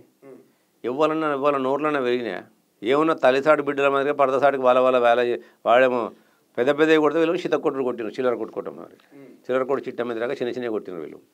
ఇలా మొత్తం ఇప్పుడు కేటీఆర్ గారు ఒక్కదానికి మంత్రి. ఏ శాఖలైనా ఆయన ప్రమేయం లేకుండా నడిచిందా? గొర్రెల దానిలో ఆయనేనే, బర్రెల దానిలో ఆయనే, ట్రాక్టర్లలో ఆయనేనే, ఇళ్ళ చూసినా ఆయనే నడిచే, పంచాయతీరాజ్ ఆయనే నడిపించే, R&B ఆయనే నడిపించే, ఎవరు నామకే వస్తే మంత్రులు వాళ్ళు పాపం ఆయన కూర్చున్నాడు, పెద్ద ఆయన కూర్చున్నాడు. అరే మావాడు బడే ఉన్నాడు రా, నేను వాడు మంచిగా చెప్తాను రా అనుకున్నాడు. ఆయన గోడ దాటి బయటకు రాకపోయా, ఆయన లోపడినే ఉండే. ఇక బావ కూడా అప్ప చెప్తే, అల్లుని కూడా అప్ప చెప్తే ఆయన పని ఆయన చేసుకునే, బిడ్డ పని బిడ్డ చేసుకునే, ఇవ్వాలి ఎక్కడక్కడ వంచుకున్నారు, సంతోషంగా ఒకటి పని చేసుకునే. చెట్లలో పైసలేనే, హరితారంలో గొర్రెలలో పైసలేనే, చేపలలో పైసలేనే, ట్రాక్టర్లలో పైసలేనే. అవి ఇప్పుడు చేపల కుంభకోణం కూడా, గొర్రెల కుంభకోణం కూడా ఏసీబీకి పోయింది కదా. రేపు పొద్దుగా ట్రాక్టర్లో కూడా వస్తుంది. ఇలా భూముల కుంభకోణం ఎక్కడ పడితే ఇక తీగలాగితే డొంక తగిలిట్టు కలుతాన్ని. ముందుగాల వీళ్ళని చేస్తే ఇలా అవినీతిలో పెద్ద సిద్ధాస్తులు ఎవరంటే వీళ్ళే. ఆ సిద్ధాస్తులు ఉన్నారు కాబట్టి ముందుగా సిద్ధాస్తులు పడదాం. వీళ్ళని పట్టిన తర్వాత వేరే వాళ్ళు ఆటోమేటిక్గా వస్తారు. వాళ్ళు ఒకళ్ళని కోరి దీన్ని తాగితే లింక్ వస్తూనే ఉంటుంది కదా. మహేందర్ రెడ్డి గారు, ఒకవేళ బీఆర్ఎస్ నుంచి వచ్చి కాంగ్రెస్లో ఉన్నటువంటి నాయకుల మీద కూడా ఎలిగేషన్లు వస్తే వాళ్ళ మీద కూడా మీరు ప్రభుత్వం యాక్షన్ తీసుకుంటుందా? ముమ్మాటికి దేన్ని కూడా వదలడు రేవంత్ రెడ్డి గారు. ఓపెన్గా చెప్తున్నాను మీకు, నేను నికార్సగా నిటారుగా ఉంటాడు ఆయన. ఎవరు వచ్చినా ఒకటే, ఎవరైనా ఏదో పునీతమవుతాం మేము కాంగ్రెస్ పార్టీ చేరినంత మాత్రాన మేము పునీతులమవుతాం, మేము అన్నింటి నుంచి గట్టెక్కుతాం అనుకుంటలేదు. ఆయన నికార్స్గా చెప్తూనే ఉన్నాడు కదా. వచ్చిన వాళ్ళు కూడా ఎవరు కూడా అతీతులు కాదు, చట్టానికి ఎవరు కూడా అతీతులు కాదు. చట్టపరమైన చర్యలు అందరిపైన తీసుకోబడతాయి. అవినీతి అక్రమాలు చేసి వచ్చి లేదా మేము జయనీతి మేము పునీతులమైతే అంటే ఇప్పుడు పెద్ద పెద్ద పార్టీలు అవుతున్నాయి. దేశమంతా చూస్తాను మీరు. ఇలా ఆడ ఈడీ రైళ్ళు, సిబిఐ రైళ్ళు, ఇన్కమ్ ట్యాక్స్ రైళ్ళు అయినాక పోయి జాయిన్ అయితే వాళ్ళందరూ పునీతులు అయిపోతారు. కానీ ఇక్కడ అట్లా ఉండదు చేస్తాం. కానీ కొత్త పాత అనేది సఖ్యతగా పనిచేస్తుందా కాంగ్రెస్లో? డెఫినెట్గా ఇప్పుడు ఒకటండి, కొత్త పాత చేరినప్పుడు ఇప్పుడు చెర్లకు కొత్త నీళ్ళు వస్తాయి, కొత్త నీళ్ళు వస్తాయి, పాత నీళ్ళు ఉంటాయి. కొంచెం టైం పడుతుంది కదా. దానిలోకి మడ్డి వస్తుంది కొత్త దానిలోకి.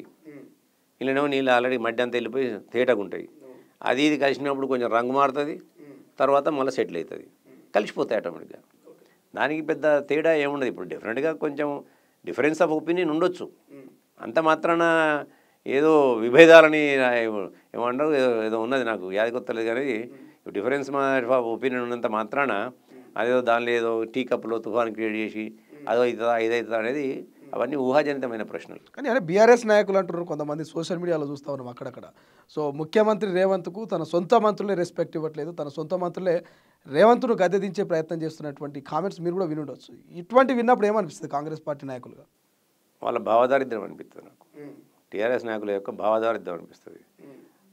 వాళ్ళ కుటుంబంలో ఉన్నప్పుడంటే ఒక రాచరిక పోకళ్ళతో వాళ్ళు ప్రయత్నించారు. అక్కడ ఉన్న వాళ్ళందరూ అక్కడ పనిచేసిన మంత్రులందరూ కూడా నేను ఇక మాట్లాడితే బాగుండదు, నెత్తి మీద రూపాయి పెడితే పావులకు కూడా ఉండే వాళ్ళందరూ లేవో సిట్ అంటే సిట్టు బయట అంటే బయట వాళ్ళని పెట్టుకున్నారు.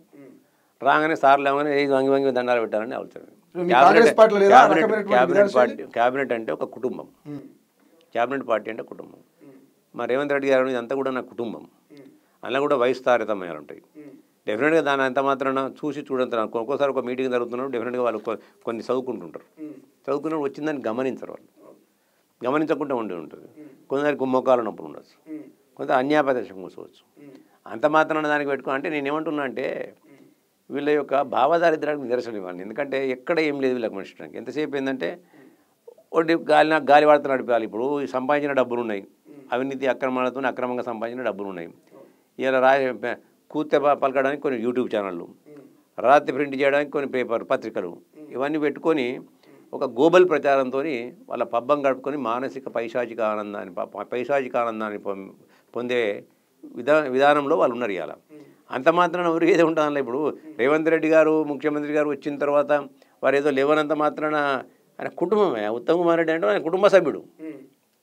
మీరు అనేది అదే కదా. ఇప్పుడు మీరు అనేది ఇది ఒకటే కదా. అంటే మీరు అన్నది విషయం, నేను అన్న విషయం అదే. క్యాబినెట్ సంబంధించి సమావేశం తర్వాత ప్రెస్ మీట్ సమయంలో ఉత్తమ్ కుమార్ రెడ్డి కావచ్చు, ఇంకో ఇద్దరు మంత్రులు లేచి నిలబడలేదు అనేది ఒక సోషల్ మీడియాలో ప్రచారం చేస్తారు.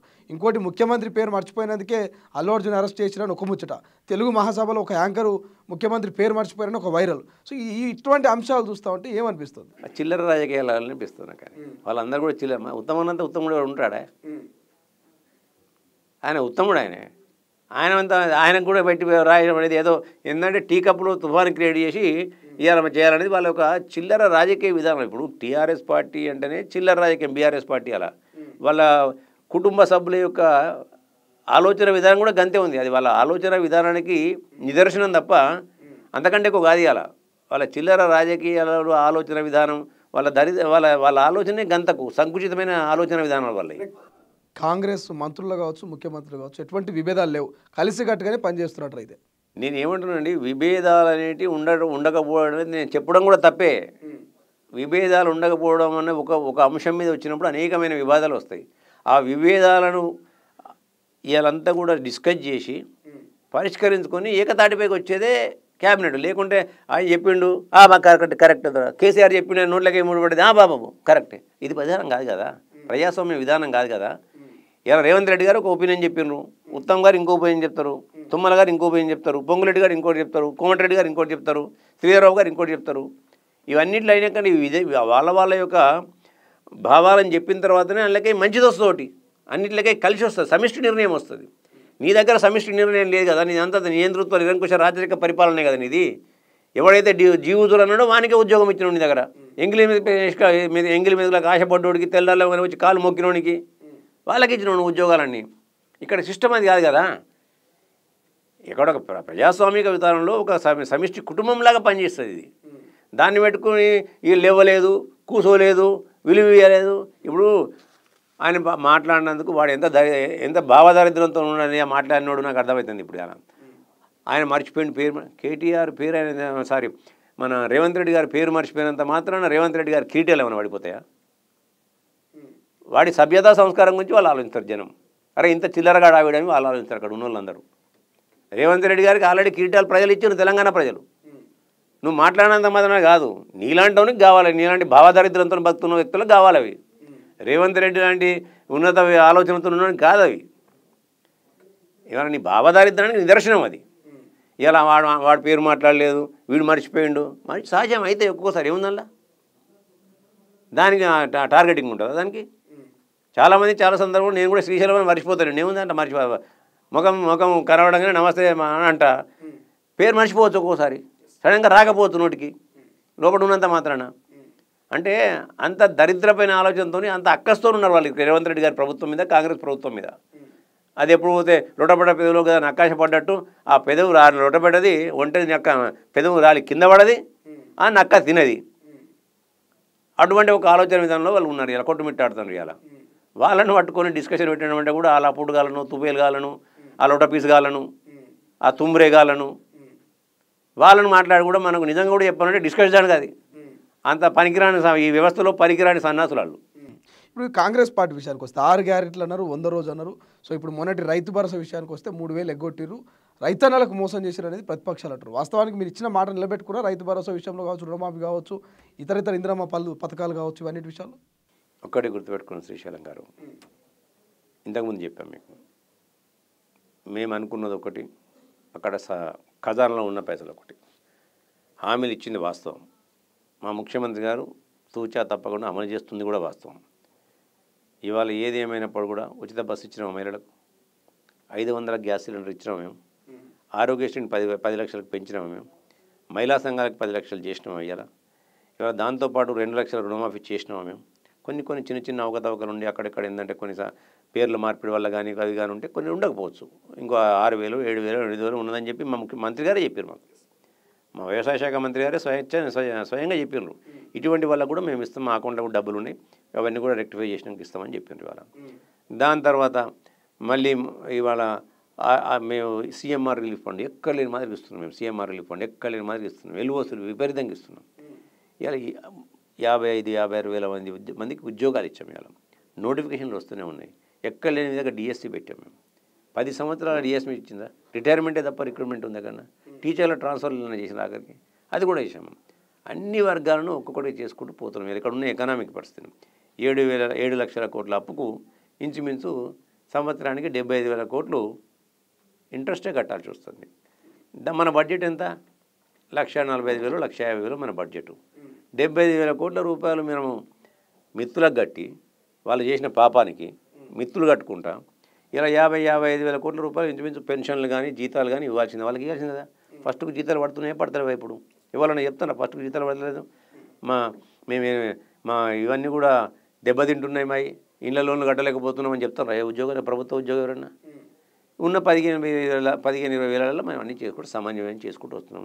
ఆలస్యం అయింది కానీ ఎక్కడ కూడా మేము చేయమని అనట్లేదు. ఇవాళ ఆలస్యం కావచ్చు. రైతు భరోసా రైతులు 2 లక్షల రూపాయలు రుణమాఫీ చేయగానే చాలా హ్యాపీగా ఉన్నారు. ఇవాళ ఇంతకుముందు అతివృష్టి అనావృష్టి వల్ల పంట నష్టం జరిగితే గాలి మూటలు తిరిగి గాలి మాటలు చెప్పాను, కానీ ఎప్పుడన్నా వీళ్ళు ఇచ్చిండ్రా పంట నష్టం?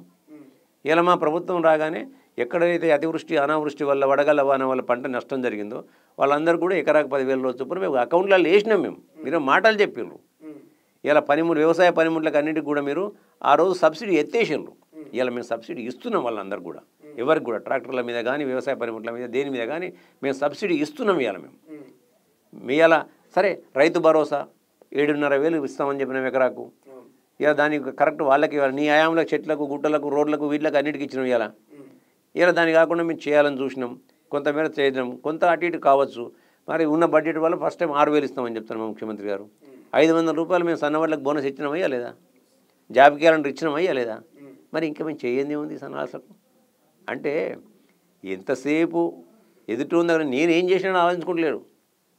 నేను రైతులకు రుణమాఫీ చేసిండా గవర్నమెంట్? 1,00,000 రూపాయలు రుణమాఫీ అని చెప్పి ఏమైనా చేసిండా? నిరుద్యోగ భృతి 3,000 ఇస్తా అని చెప్పి ఇచ్చిండా? దళిత బంధు ఇస్తా అని చెప్పి ఇచ్చిండా? ఇలా 3 ఎకరాల భూమి దళితులకు ఇస్తా అని చెప్పి ఇచ్చిండా? డబుల్ బెడ్రూమ్ ఇంటి ప్రతి ఒక్కరికి ఇస్తా అని చెప్పి ఇచ్చిండా? బర్రెని కట్టేసిండా? కోడిని అమ్మిండా? ఎందుకు మాట్లాడతారు ఏదులో మాటలు? మాట్లాడే ముందు ఒక ఏలాడు చూపించే ముందు ఇన్ని చూస్తున్నాయి. అరే మేము గింత అప్పుల కుప్పని ఎత్తి మీద పెట్టిపోయాను, అయినా రేవంత్ రెడ్డి మంచిగా చేస్తాడు, ప్రజల కొరకు చేస్తాడు, ప్రజల మధ్యలో పోతాడు, ప్రజలతో ఉంటాడు, ఆయనే ప్రజాపాలన తెచ్చిండు, ఇనుప కంచెలు తొలగించిండు, ప్రజల స్వేచ్ఛాయుత వాతావరణంలో ఉన్నారు, పోలీస్ స్టేషన్లకు పోయి బాధ కంప్లైంట్ ఇస్తాను. నీ దయాంలో ఎవడైనా పోలీస్ స్టేషన్కి పోయి కంప్లైంట్ ఇచ్చే అది ఉండేనా? ఫస్ట్ నీ దగ్గర ఎవడో కూడా ఉంటాడు వంది మాగాదుడు, వాని దగ్గరకు పోతే వాడిని కప్పం కట్టించుకుంటే వాడు చేయాలి. ఇలా పోలీస్ స్టేషన్లకు పోతే కంప్లైంట్లు ఇస్తే కంప్లైంట్లు పెరుగుతున్నాయి, రికవరీలు పెరుగుతున్నాయి. ఇలా జర స్వేచ్ఛాయుత వాతావరణంలో ఉన్నారు ఇవాళ ప్రజలు. అన్నిటికంటే మించింది ఏంది? స్వేచ్ఛాయుత వాతావరణంలో బతకాల మనిషి. తెలంగాణ ప్రజలు కోరుకున్నది అదే కదా. దాంతోపాటు ఒక్కొక్క హామీ మేము నెరవేర్చుకుంటూ వస్తూనే ఇవ్వాలి. ఆ హామీలు ఆలస్యం కావచ్చు కొంతమేర, కానీ వాటిని అడగంటించాం మీ మాదిరిగా. మా దానిలో మా కాంగ్రెస్ పార్టీ శ్రేణమే అడుగుతాం మేము ముఖ్యమంత్రి గారిని, అన్న మనం ఇది హామీ ఇచ్చినాం ఎందుకు చేయకూడదు మనమని. మన మాట తప్పిన వాళ్ళం అవుతాం. కాంగ్రెస్ పార్టీ నైజం కాదు ఇది. మాట ఇస్తే మడమ తిప్పం మనం. ఈ రాష్ట్రంలో కానీ ఈ దేశంలో ఏ పథకం తీసుకొచ్చినా కాంగ్రెస్ పార్టీ లేని పథకం ఏదండి? ఈ ప్రభుత్వాలు ఈ గత 10-15 సంవత్సరాల నుంచి ఈ ప్రభుత్వం చేస్తుంది కదా, ప్రజలకు అనుకూరే పథకం ఏదైనా ఉందా? బ్యాంకుల జాతీయకరణ, ల్యాండ్ సీలింగ్ యాక్టు, రాజభరణాల రద్దు, ఇవాళ దాంతోపాటు నరేగా అంటే పనికాహార పథకం, విద్యా హక్కు చట్టం ఏది చేసినా కాంగ్రెస్ పార్టీ కదా. ఇలా ఆర్థిక స్థిరీకరణ జరిగింది కాంగ్రెస్ పార్టీ గత దివంగత ప్రధానమంత్రి మన మన్మోహన్ సింగ్ వల్లనే కదా. మన్మోహన్ సింగ్ని ఆర్థిక మంత్రిగా తీసుకొచ్చింది మన ప్రధాని పివి నరసింహారావు కదా, కాంగ్రెస్ పార్టీ కదా. వీళ్ళంతా ఈ దేశాన్ని సమన్వయపరిచి ఒక సార్వభౌమత్వాన్ని నిలబెట్టింది కాంగ్రెస్ పార్టీ కదా. దేశానికి స్వాతంత్రాన్ని తీసుకొచ్చింది కాంగ్రెస్ పార్టీ కదా. తెలంగాణ రాష్ట్రాన్ని ఇచ్చింది కాంగ్రెస్ పార్టీ కదా. ఈ సన్నాసులకు ఏమర్థమవుతుంది? దాని చరిత్ర, దాని గొప్పతనం. చావు నోట్లో తలకాయ పెడితేనే ఇలా తెలంగాణ వచ్చిందని కేసీఆర్ కావచ్చు, కేటీఆర్ అంటాడు కదా. అందుకే కదా ఆ రోజు ఉస్మానియా యూనివర్సిటీలో నీ నిమ్మరసం తాగుతుంది, నిమ్మరసం కాదురా మా రక్తం తాగమని చెప్పి ఉస్మానియా విద్యార్థులు గర్జించింది. నీ మీద తిరగబడి ఉద్యమం చేస్తేనే కదా వచ్చింది అది. ఆ రోజు డప్పు కొట్టింది, దరువేసింది. ఇవాళ మా దరువు ఎల్లన్న ఉన్నాడు, ఇవాళ డప్పు కొట్టిండు, దరువేసిండు. ఇవాళ అందులో మళ్ళీ చీమలు పెట్టిన పుట్టలు పాములు దూరినట్టు దూరి ఇలా నక్కజిత్తు రాజకీయాలు చేసి మళ్ళీ అందులో ఏం చేసింది తప్ప ఇలా నీ నిరాహార దీక్ష తెలియదా, నీ దొంగ దీక్ష తెలియదా, నీ కొంగ దీక్ష తెలియదా తెలంగాణ ప్రజలకు?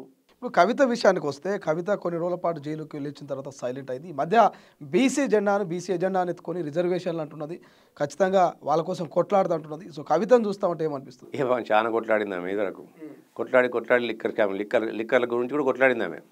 దేశమంతా లిక్కర్ అందరికి ఇప్పారని చెప్పి కూడా కొట్లాడింది ఆమె. ఒక స్థాయి ఉండాలి మాట్లాడాలి, కొట్లాడడం కూడా ఒక స్థాయి ఉండాలి. ఇంతకుముందు నేను అన్నమాటని ఏం నిలబెట్టుకున్నా, ఇప్పుడు ఏం నిలబెట్టాలి? మా ప్రభుత్వంలో ఉన్నప్పుడు బీసీలకు మేము ఏ విధంగా తగ్గించినాం రిజర్వేషను. అంతకుముందు 33%, 33.5% ఉన్న రిజర్వేషన్ మేము 17%కి ఎట్లా తగ్గించినాం మేము. దాని తర్వాత ఇంతవరకు మా అయ్యనే పార్టీ అధ్యక్షుడే, మా అన్న పార్టీ వర్కింగ్ ప్రెసిడెంటే, నేను గిదాయే, మా ఇంట్లో ఇచ్చినాయని కూడా మేము ఇచ్చినాం, బీసీలకు ఏమైనా ఇచ్చినామా? ఇవన్నీ ఆలోచించుకోవాలి కదా. నేనేమంటున్నా, ఆమెకు ముందుగా మాట్లాడే అర్హత లేదు. మాట్లాడే ముందు ఇంప్లిమెంట్ చేయండి. అలా టీఆర్ఎస్ పార్టీ అధ్యక్ష పదవి, లేకుంటే మన వర్కింగ్ ప్రెసిడెంటు, లేకుంటే ఎల్పీ లీడర్షిప్, బీసీలకు ఇవ్వమని చెప్పు. బీసీలకు ఇచ్చినాక బీసీల సమస్యల మీద మాట్లాడడానికి, బీసీలు గలమెత్తడానికి చాలామంది ఉన్నారు. నీకంటే మంచిగా మాట్లాడేవాళ్ళు ఉన్నారు లేరా? తలసాని శ్రీనివాస యాదవ్ లేడా? పద్మారావు గౌడ్ లేడా? మన ఈయన ఏంటి మన మత్స్వనాచారి గారు లేరా? ఇంతమంది బీసీ నాయకులు ఉన్నారు కదా, వాళ్ళ నోట్లు ఎందుకు వాళ్ళతో ఎందుకు మాట్లాడిస్తారు? వాళ్ళని ఎందుకు కొట్లాడిస్తాం? ఇంతకుముందు మహిళా సంఘాల గురించి దేశవ్యాప్తంగా మహిళల గురించి కొట్లాడతాను పోయి కూర్చున్నాను ఢిల్లీలో. అది అక్కడి మర్చిపోయినావా? పార్లమెంట్ ఎలక్షన్లు అయిపోయినా ఆడే మర్చిపోయినావు. అది అంటే వీళ్ళందరూ ఎటువంటి బాపత అంటే దూపైనప్పుడు బాయి తక్కువలే, అప్పటి మందం రావాలి, పేపర్లో హెడ్లైట్ రావాలి, అది అయిపోయినా మర్చిపోవాలి. జనం ఏంటంటే ఒకటి ఉన్నది, ప్రజలు చాలా తొందరగా మర్చిపోతారని చెప్పి అప్పటి మందం ఉండాలి, హెడ్లైన్స్ కొట్టాలి, తర్వాత పక్కకు పడేయాలి. జ్ఞాపశక్తి చాలా చిన్నది జనంది, మర్చిపోతారు అన్న ఉద్దేశం కొద్దీ వాళ్ళు ప్రయత్నం చేస్తుంటారు. ఇలా నిజంగానే కవిత గారికి అంత ప్రేమ ఉన్నట్టయితే బీసీల మీద డెఫినెట్ కాంగ్రెస్ పార్టీ బీసీ కులగణన చేపట్టింది. ఇప్పుడు మా రాహుల్ గాంధీ గారు చెప్పారు, నువ్వు ఒకటేసారి ఏదో చేసిండు, ఏదో సర్వే చేసి కదా, సకల జన సర్వే అనేది చేసిండు కదా, దాన్ని ఇంతవరకు బయట పెట్టలే. దాన్ని దగ్గర పెట్టుకుని రాజకీయం చేసినావు. ఇలా నీ కుటుంబం ఎవరు కూడా బీసీ కులగణలో ఎవరు పాల్గొలే, నువ్వు ఒకదాన్ని పాల్గొన్నట్టున్నావు. ఎందుకంటే ముందస్తుగా దీని గురించి ఉద్యమం చేస్తాను నువ్వు అనుకున్నట్టున్నావు. ఎందుకంటే నీ కనుమరుగైపోయినావు కదా, కనుమరుగైపోయినప్పుడు మళ్ళీ ముందుకు వచ్చి రివైవ్ కావాలనుకుంటే ఒక విధానాన్ని రూపొందించుకోవాలి. అందులో భాగంగా దీనిలో ఒకదాలో పాల్గొనడానికి మీ నాయన పాల్గొన్నాడా, మీకు అన్న పాల్గొన్నాడా, మీ బావ పాల్గొన్నాడా, ఎవరు పాల్గొన్నాడు బీసీ కులగణంలో? ఇంకా పైకి మీరు పాల్గొమని మీ శ్రేణులకు చెప్పినరా? నీకు అంత ప్రేమనే ఉంటే మీ నాయకత్వానికి చెప్పినరా? బీసీ కులంలో పాల్గొండి బీసీలకు మనం అది చేయాలని చెప్పి మాట్లాడినరా మీరు? ఇటువంటి లపూడు మాటలు ఎందుకు మాట్లాడుతున్నారు నాకు అర్థం కాదు కదా. ఈ లపూడు మాటలు ఇంకోటి ఏముంది, వాళ్ళు అన్న మాట్లాడతాడు, తుపాసు మాటలు ఎందుకు మాట్లాడుతారో నాకు అర్థం కాదు. లపోటు, తుపాసు, తుమ్మురే, ఇటువంటి మాటలు ఎందుకు మాట్లాడుతారో అర్థం కాదు నాకు. మహేందర్ రెడ్డి గారు, గతంలో కేసీఆర్ ఒక్కడే ఉండే, బీఆర్ఎస్ అంటే కేసీఆర్ కనిపించేది. కానీ ఇప్పుడు కేసీఆర్ బ్యాక్ స్టెప్ వేసినట్టు కనిపిస్తుంది. ఈ నలుగురు కావచ్చు, ముగ్గురు, కవిత కావచ్చు, కేటీఆర్ కావచ్చు, హరీష్ కావచ్చు, యాక్టివ్గా కనిపిస్తూ ఉన్నారు. సో కాంగ్రెస్ పార్టీ తట్టుకుంటుందా ఈ ముగ్గురు నాయకులు? ఆరిపోయే ముందు దీపం ఖచ్చితంగా వెళ్తుంది ఎక్కదక్క. ఆరిపోయే ముందు దీపాలు వెళ్తున్నాయి. ఇంకా చిన్నప్పుడు చెప్తున్నాను మన ఇళ్ళ మనం దీపం పెట్టుకుని చదువుకున్నాను. నేనేది చదువుకున్నా, మీరు చదువుకున్నది లేదు కానీ నేను దీపం పెట్టుకున్నా, కింద చదువుకున్నా. ఆ దీపం పెట్టుకునే పురుగులు చాలా వస్తుండే. ఇంట్లో పెట్రోల్ కింద కిరసనాలు అయిపోయింది అనుకోండి, అయిపోయింది ఒకసారి ఇద్దరు వస్తుండే, అది ఒక అయిపోయి కూడా పుజుప్ అని వస్తుండే పైకి, అట్లా వచ్చి అయితే బాగా అయిపోతుంది. అట్లనే వీళ్ళ పనికి అంతేనంటే ఇప్పుడు ఆరిపోయే ముందు దీపం అవుతుంది. ఎందుకంటే వాళ్ళకు సమస్యల పట్ల అవగాహన లేదు. ఏదైతే వాళ్ళు చేసిన అవినీతి అక్రమాల నుంచి బయటపడే మార్గం లేదు. ఇప్పుడు కంపల్సరీ ఏదో ఒకటి అరవాలి, అరిస్తేనన్నా ఆఖరికి ఇంతంత మైలేజ్ వస్తుంది మాకనే ఒక ఆలోచన తప్ప వాళ్ళ దగ్గర నో అదర్ గో. వాళ్ళకు ఇటు కేసుల్లో కేటీఆరే ఒప్పుకున్నాడు, ఒక మంత్రిగా, ఒక పబ్లిక్ సర్వెంట్. ఆయన రాజ్యాంగం మీద పనిచేసి నేను ఆశ్రిత పక్షపాతానికి కానీ రాజ్యాంగానికి నిబద్ధుని నేను పనిచేస్తా అని చెప్పి ఆయన రాజ్యాంగం మీద ప్రమాణం చేసిన వ్యక్తి. ఉండేది 5 ఏళ్ళు కావచ్చు, ఆయన మంత్రి పదవి 5 ఏళ్ళు ఉండొచ్చు, ఆయన ఎమ్మెల్యే 5 ఏళ్ళు ఉండొచ్చు. కానీ ఉన్నన్ని రోజులు భారత రాజ్యాంగానికి లోబడి ఆశ్రిత పక్షపాతం లేకుండా అది లేకుండా పనిచేయాలని. ఇవన్నీ కూడా ఆయన ఏదో సెల్ఫ్ నా పేరు రావాలి, కీర్తి పరీక్షల కొరకు నేను పనిచేస్తా, ఇవన్నీ నేను తుంగల దొక్కుతా అంటే చట్టం ఎక్కడ ఒప్పుకోదు ఇవాళ. కాబట్టి ఆయన చేసిన తప్పును ఆయనే ఒప్పుకున్నాడు, ఆయనే అనుభవించాల్సింది. ఇంకా దానికి నన్ను అడిగితే ఇంత ఇన్వెస్టిగేషన్ కూడా అవసరం లేదు, ఆయనే రికార్డెడ్గా ఉన్నాడు. ఆయన ఇవి నేనే చేసిన, నన్ను ఏం చేసుకుంటారు, నేను మంచిగా జైలుకు పోతా, యోగా చేస్తా, నేను యోగా చేసిన తర్వాత ఆడి ముత్యమో సాతి ముత్యమో కడిగిన ముత్యమో దేని ద్వారానో నేను బయటకు వస్తా. ముత్యాలు ఏదో నాకు తెలియదు, ఎందుకంటే ముత్యాల దొంగలని కూడా వాళ్ళే కదా, ఈ దొంగతనం చేసి ముత్యాలను సంపాదించేంత వాళ్ళే కదా. ఆ ముత్యంలాగా నేను బయటకు వస్తా, వచ్చినాక నేను పాదయాత్ర చేస్తా. మరి బూట్లు వేసుకొని చేస్తాను, బూట్లు లేకుండా చేస్తాను, అది కూడా చెప్తే మంచిగా కూడా ఆయన. ఆ యాత్ర చేసిన తర్వాత మంచిగా ట్రిమ్గా తయారవుతున్నాడు. అయిపోయాక మళ్ళీ నేను ఎందుకంటే సెలబ్రిటీలు చాలామంది వెయిటింగ్లో ఉంటారు ఆయన కొరకు. స్ట్రిమ్గా నేను తయారైతా, వచ్చి నేను ముఖ్యమంత్రిని అవుతా అన్నాడు. మరి ఇన్ని ఒప్పుకున్నాడు ఆయన కదా రికార్డు మీద. ఆయన వాళ్ళు చెప్పమన్నారు, ఆయనే చెప్పిండు కదా. చెప్పినప్పుడు ఇంకా ఆయన ఒప్పుకున్నాక ఇంకా దీనికి ఇన్వెస్టిగేషన్ ఎందుకు నన్ను అడిగితే? ఇప్పుడు మీరు ఒక కాంగ్రెస్ పార్టీ నాయకుడు కాకుండా ఒక అడ్వకేట్గా చెప్పండి, అంటే నిజంగా ఈ పూర్తి సినారీలు ఏమైతుందంటే చాలామంది చాలా రకాల ఊహాకథనాలు సోషల్ మీడియాలో అలుగుతూ ఉన్నారు, మీడియాలో అలుగుతూ ఉన్నారు. కాంగ్రెస్ వర్షను, బీఆర్ఎస్ వర్షను, బీజేపీ వర్షను, ఇగ అరెస్టు అనేటువంటి ప్రచారం జరుగుతుంది. సో మీకున్నటువంటి అవగాహన ప్రకారం ఏం జరిగే అవకాశం ఉంటుంది? ఎందుకు ఇంత భయపడుతున్నాడు కేటీఆర్ కావచ్చు, బీఆర్ఎస్ నాయకులు? ఒకటి ఏంటంటే వాళ్ళు భయపడడం కారణం ఏంటంటే వాళ్ళు తప్పు చేసినామని చెప్పి వాళ్ళ ఒక మనస్సాక్షికి తెలుసు. ఇందులో మేము తప్పించుకోలేమని కూడా వాళ్ళకి తెలుసు. ఆయన ఒప్పుకున్న సంగతి కూడా ఆయనకు తెలుసు. ఇప్పుడు మేకపోతు గాంభీర్యాన్ని ప్రదర్శించకుంటే వాళ్ళ యొక్క శ్రేణుల్లో భయాందోళనలు ఉంటాయి, వాళ్ళ పార్టీ నిర్వీర్యం అయిపోతుంది, ఇక్కడ అడ్రస్ లేకుండా పోతుంది ఇక్కడ ఈ ప్రాంతంలో. కాబట్టి పార్టీ శ్రేణులను కాపాడుకోవాలన్నా ఇలా మేకపోతు గాంభీర్యాన్ని ప్రదర్శించి చేతగానుడు ఎప్పుడు ఏమంటారు సార్, ఎవడన్నా ఒకడు మామూలు బలహీనుడిని బలవంతుడు కొట్టిండు అనుకో, బలహీనుడు ఏమంటాడు, వాడు చేసే పని ఏంది నాలుగతో అని చెప్పి. ఇప్పుడు వాడు ఏమైంది, చట్టం బలవంతమైంది, ఇక్కడ చట్టం అనేది బలవంతమైనది. ఆ చట్టంలో ఉన్న తప్పులు ఆయనే చెప్పిండు, నేను ఈ తప్పులను నేను చేసిన అని చెప్పి ఆయనే చెప్పిండు కదా. చట్టం పని తను చేసుకపోతుంది కదా. చేసుకపోయినప్పుడు ఇక ఇప్పుడు ఆయన్నే నిరాశ నిస్పృహలోనే మాట్లాడుతున్న మాటలు అవి. ఇంతకుముందు నేను ఒక పదం వాడాను, మేకపోతు గాంభీర్యం. ఆ మేకపోతు గాంభీర్యంతో మాట్లాడుతున్న మాటలు. ఎందుకంటే ఇలా శ్రేణులను కాపాడుకోవాలన్నా పార్టీని కాపాడాలన్నా ఇది వర్కింగ్ ప్రెసిడెంట్, మంచికో చెడ్డకో ఆయన ఒక పార్టీకి వర్కింగ్ ప్రెసిడెంట్, ఒక మంత్రిగా పనిచేసిన 10 సంవత్సరాలు 9.5 సంవత్సరాలు ఒక మంత్రిగా పనిచేసినాడు. చేసినప్పుడు ఆయన చేసిన తప్పులు ఆయనకు తెలుసు, నేను తప్పు చేసినా అని తెలుసు ఆయనకు, తప్పు నేను ఒప్పుకున్నా అని తెలుసు ఆయనకు. ఇవన్నీ తెలిసి కూడా ఆయన మాటలు మాట్లాడతానంటే ఆయనే కేవలం రాజకీయ లబ్ధి పొందడానికి పార్టీని కాపాడుకోవడానికి చేస్తున్న ప్రయత్నం తప్ప ఇంకోటి కాదు అది. ఎస్, ఇక ఫైనల్గా మీరేం చెప్పదలుచుకున్నారు అంటే కాంగ్రెస్ పార్టీ అధికారంలోకి వచ్చింది, ఒక్కొక్కరికి నామినేటెడ్ పోస్టులు, కొంతమందికి మంత్రి పదవులు, ఇంక ఇతర పదవులు వస్తూ ఉన్నాయి, ఇంకొన్ని పదవులు రావాల్సి ఉన్నది.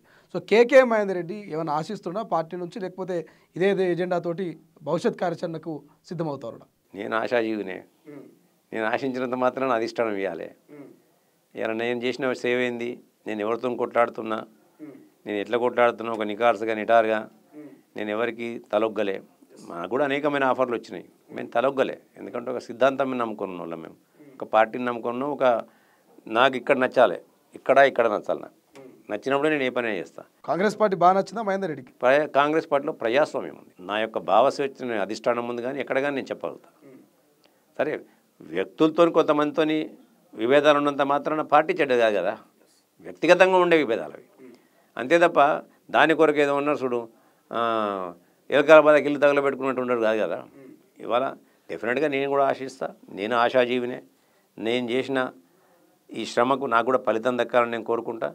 ఇలా గౌరవ ముఖ్యమంత్రి రేవంత్ రెడ్డి గారికి కానీ, ఇలా పిసిసి అధ్యక్షునికి కానీ, ఇక్కడున్న ప్రభుత్వంలో ఉన్న పెద్దలకు కానీ అందరికి కూడా నేను ఎంత త్యాగం చేసి ఎంత నిబద్ధతతో కొట్లాడినో వాళ్ళందరూ కూడా తెలుసు. సరే, రాజకీయంగా ఉండే కోణాలు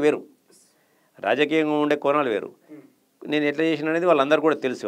నాకు జరిగిన అన్యాయం కదా అప్పటి నుండి కూడా ఇప్పటివరకు ఏం జరుగుతుందో కూడా వాళ్ళందరికీ తెలుసు. తెలిసినప్పుడు తప్పకుండా నా దానికి ముఖ్యమంత్రి గారికి అయితే ముఖ్యంగా తెలుసు, నాకు అనేక సందర్భాల్లో వారే మాట్లాడినారు ఇవాళ. కాబట్టి వారు తగిన సమయంలో తగిన రీతిలో తగిన విధంగా నాకు ఇవాళ ఒక స్థానం కల్పిస్తారని నేను కోరుకుంటున్నా. దానికి నా అదృష్టంగా ఉండాలి కొన్నిసార్లు. ఇప్పుడు తనొకటి తెలిసిన దైవం కూడా తెలుసు అన్నట్టు కొన్ని రాజకీయ కోణాలు ఉంటాయి, కొన్ని అవి ఉంటాయి, ఇవి ఉంటాయి. కానీ తప్పకుండా నేనైతే ఆశిస్తున్నా, రాబోయే కాలంలో కాంగ్రెస్ పార్టీ నా యొక్క కష్టాన్ని, నా నిబద్ధతను గుర్తిస్తుందని నేను ఆశిస్తున్నాను. సార్, ఫైనల్ ఒక మాటతో ముగిద్దాం. గతంలో అసెంబ్లీ ఎన్నికల్లో భాగంగా ప్రచారంలో భాగంగా ముఖ్యమంత్రిగా ఉన్నటువంటి అప్పటి పిసిసి అధ్యక్షులు రేవంత్ రెడ్డి ఒక మాట అన్నాడు, చెంచల్ కూడా జైల్లో పెడతా కల్వకుట్ల కుటుంబాన్ని, డబుల్ బెడ్రూమ్ తయారు చేస్తానని అన్నాడు ఒక మాట. సో నిజంగా ఆ రకమైనటువంటి పోకడగా కాంగ్రెస్ ఏమైనా పోతుందా? నిజంగానే అవినీతికి పాల్పడితే వాళ్ళు నిజంగా చెంచల్ కూడా జైల్లో పెట్టే అవకాశం ఉందా? చూడండి, ఇప్పుడు డెఫినెట్గా రేవంత్ రెడ్డి గారు ఒక ముఖ్యమంత్రి కాదు, అప్పుడు వారు పిసిసి అధ్యక్షుడు కూడా. అప్పుడు ఆయన 2 రకాలుగా మాట్లాడాలి, ప్రభుత్వ ముఖ్యమంత్రిగా మాట్లాడాలి, పిసిసి అధ్యక్షునిగా మాట్లాడాలి, రాజకీయంగా మాట్లాడాలి, అదే అధికారికంగా మాట్లాడాలి. కాబట్టి ఆ రోజు పిసిసి అధ్యక్షునిగా తప్పకుండా అధికారంలో ఉన్నప్పుడు నేను అధికారంలో ఉన్నాను కాబట్టి నేను అవినీతిని బయటికి తీస్తాం. అవినీతిని బయటికి తీసిన తర్వాత ఏం పడాలి? శిక్ష ఇక్కడ ఉన్న జైల్లేవి, చెంచల్ కూడా చేయలే కదా. కాబట్టి సార్కు వాళ్ళు ఉన్నారు, డబుల్ బెడ్రూమ్ ఇస్తాను, నువ్వు తప్పినవు రాబాయి, నువ్వు మాట తప్పినవు పొలిటికల్గా, నీకు డబుల్ బెడ్రూమ్ కానీ వాళ్ళు ఇస్తారాబాయ్ అన్నాడు. ఇప్పుడు ఆ డబుల్ బెడ్రూమ్కు కాంగ్రెస్ ప్లాన్ చేసింది అనుకోవాలన్నా? మాటల సందర్భంలో అనాలోచితంగా కొన్ని మాటలు మాట్లాడుతుంటాం. ఇప్పుడు ఒక సంస్థలో కానీ ఒక వ్యవస్థలో కానీ రూల్స్ అండ్ రెగ్యులేషన్స్ ఉంటాయి. ఇలా ముఖ్యమంత్రి గారు రాజకీయంగా నేను డబుల్ బెడ్రూమ్ పెడతాను అనొచ్చు, ఎందుకంటే నువ్వు డబుల్ బెడ్రూమ్లు ఇస్తా అని చెప్పి ఇవ్వలేదు కాదని చెప్పి గుర్తు చేయడానికి ఆయన చేసిండు. ఆయన వాళ్ళ యొక్క నిబద్ధతను గుర్తు చేసిండు. ప్రభుత్వంలో ఒక ముఖ్యమంత్రి నా బాధ్యతను నెరవేరుస్తాడు, అవినీతి అక్రమాలను బయటకు తీసిన తర్వాత నువ్వు పోవాల్సింది జైలుకే, నిరూపితే నువ్వు జైలుకు పోవాల్సిందే. ఒకవేళ నువ్వు కడిగిన ముత్యమైనట్టయితే మళ్ళీ న్యాయస్థానాల ద్వారా నువ్వు బయటికి రావాల్సిందే. దానికి ఎవరు ఆపలేరు దాన్ని. చట్టం తన పని చేస్తుంది, న్యాయస్థానం తన పని చేస్తుంది, ప్రభుత్వంలో ఉన్న పెద్దలు తమ పని తాను చేస్తారు. ఇవాళ అట్లనే ఆ వ్యవస్థల్లో అక్కడే సెల్ ఉంటే సెల్ ఇస్తారు, రూమ్ ఉంటే రూమ్ ఇస్తారు, డబుల్ బెడ్రూమ్ ఉంటే డబుల్ రూమ్ ఇస్తారు. ఆయనకు నిజంగానే రాజకీయ కోటలో సూట్ కావాలంటే సూట్ కట్టిస్తారు కావచ్చు. అది కానీ దానికి ఏదో కక్ష సాంపిదోన దానికి వక్రీకరించి మాట్లాడడం అది చేయడం అనేది రాజకీయ రంగు పురడం అనేది అది భావ్యం కాదని చెప్పి నేను తెలియజేస్తాను. సో ఫైనల్గా విచారణ ఎదుర్కొంటున్నటువంటి కేటీఆర్కు, మీ ప్రత్యర్థిగా మీతో పోటీ పడ్డటువంటి కేటీఆర్కు ఏం చెప్పదలుచుకున్నారు మీరు ఈ వేదికగా, తొలివేలు వేదిక? నేను ఇప్పటికి కూడా నేను ఒకటి చెప్తున్నా కేటీఆర్ గారికి, చట్టాన్ని గౌరవించాలి, వ్యవస్థలను సంస్థలను మనము గౌరవిస్తూ ఉండాలి. మనం ఒక రాజకీయ నాయకునిగా ఈ రాష్ట్రంలో కానీ కొన్ని ప్రాంతాల్లో కానీ ఒక చట్టసభల్లో నువ్వు పనిచేసిన వ్యక్తిగా చట్టాన్ని మనం గౌరవించినప్పుడు ప్రజలు కూడా దాన్ని గౌరవించరు. సరే తప్పులు ఒప్పులు తేలినప్పుడు న్యాయస్థానాలు చూసుకుంటాయి. ఇక్కడ నీకు నువ్వుగానే అనేక సందర్భాల్లో అనేక మాటలు చెప్పినవి అలా చెప్పినప్పుడు రెచ్చగొట్టే విధానంగా ఒక అశాస్త్రాయ విధానంలో మాట్లాడుతూ ఇక్కడ శాంతి భద్రతలు భంగం కాటింగ్లే వారిగా నువ్వు మండలానికి 10 మందిరా, నీకు వల్ల కల్లోలమైపోతుంది, శాంతి భద్రత పరిస్థితి అంటే నేను ప్రజలు ఎందుకు ఈ వ్యవస్థలను ఇక్కడ ఉన్న చట్టాలను గౌరవించమని చెప్పి, రాజ్యాంగాన్ని పరిరక్షించమని చెప్పి.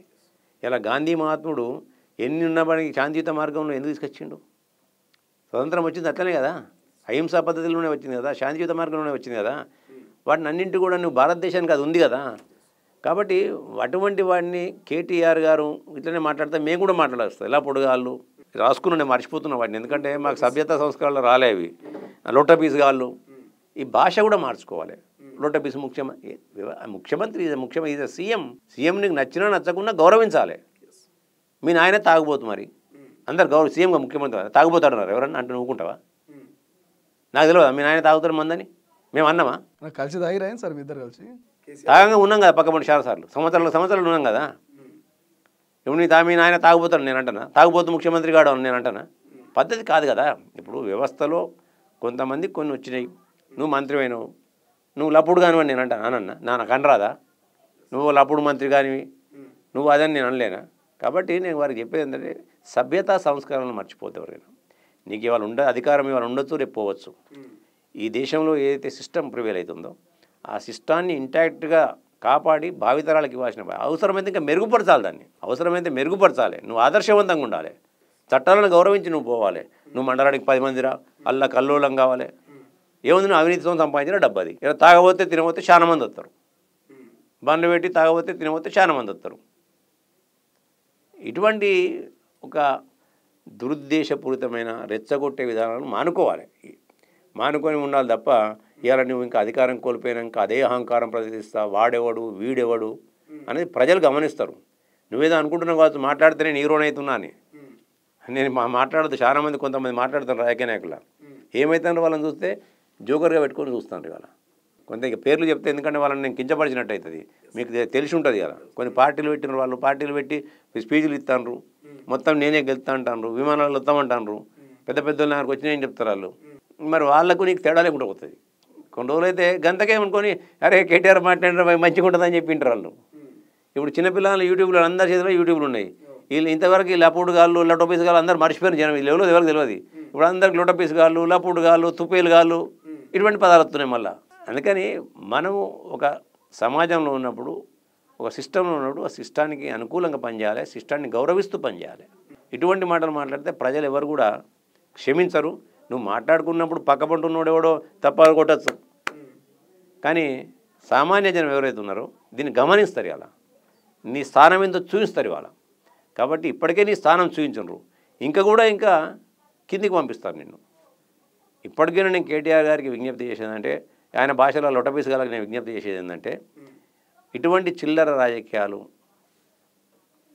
ప్రజలను పక్కదారి పట్టించే రాజకీయాలు, చట్టాన్ని పక్కదారి పట్టించే రాజకీయాలు, వ్యవస్థలను నిర్వీర్యం చేసే విధానాలు మానుకోండి అని చెప్తున్నాయి. Thank you.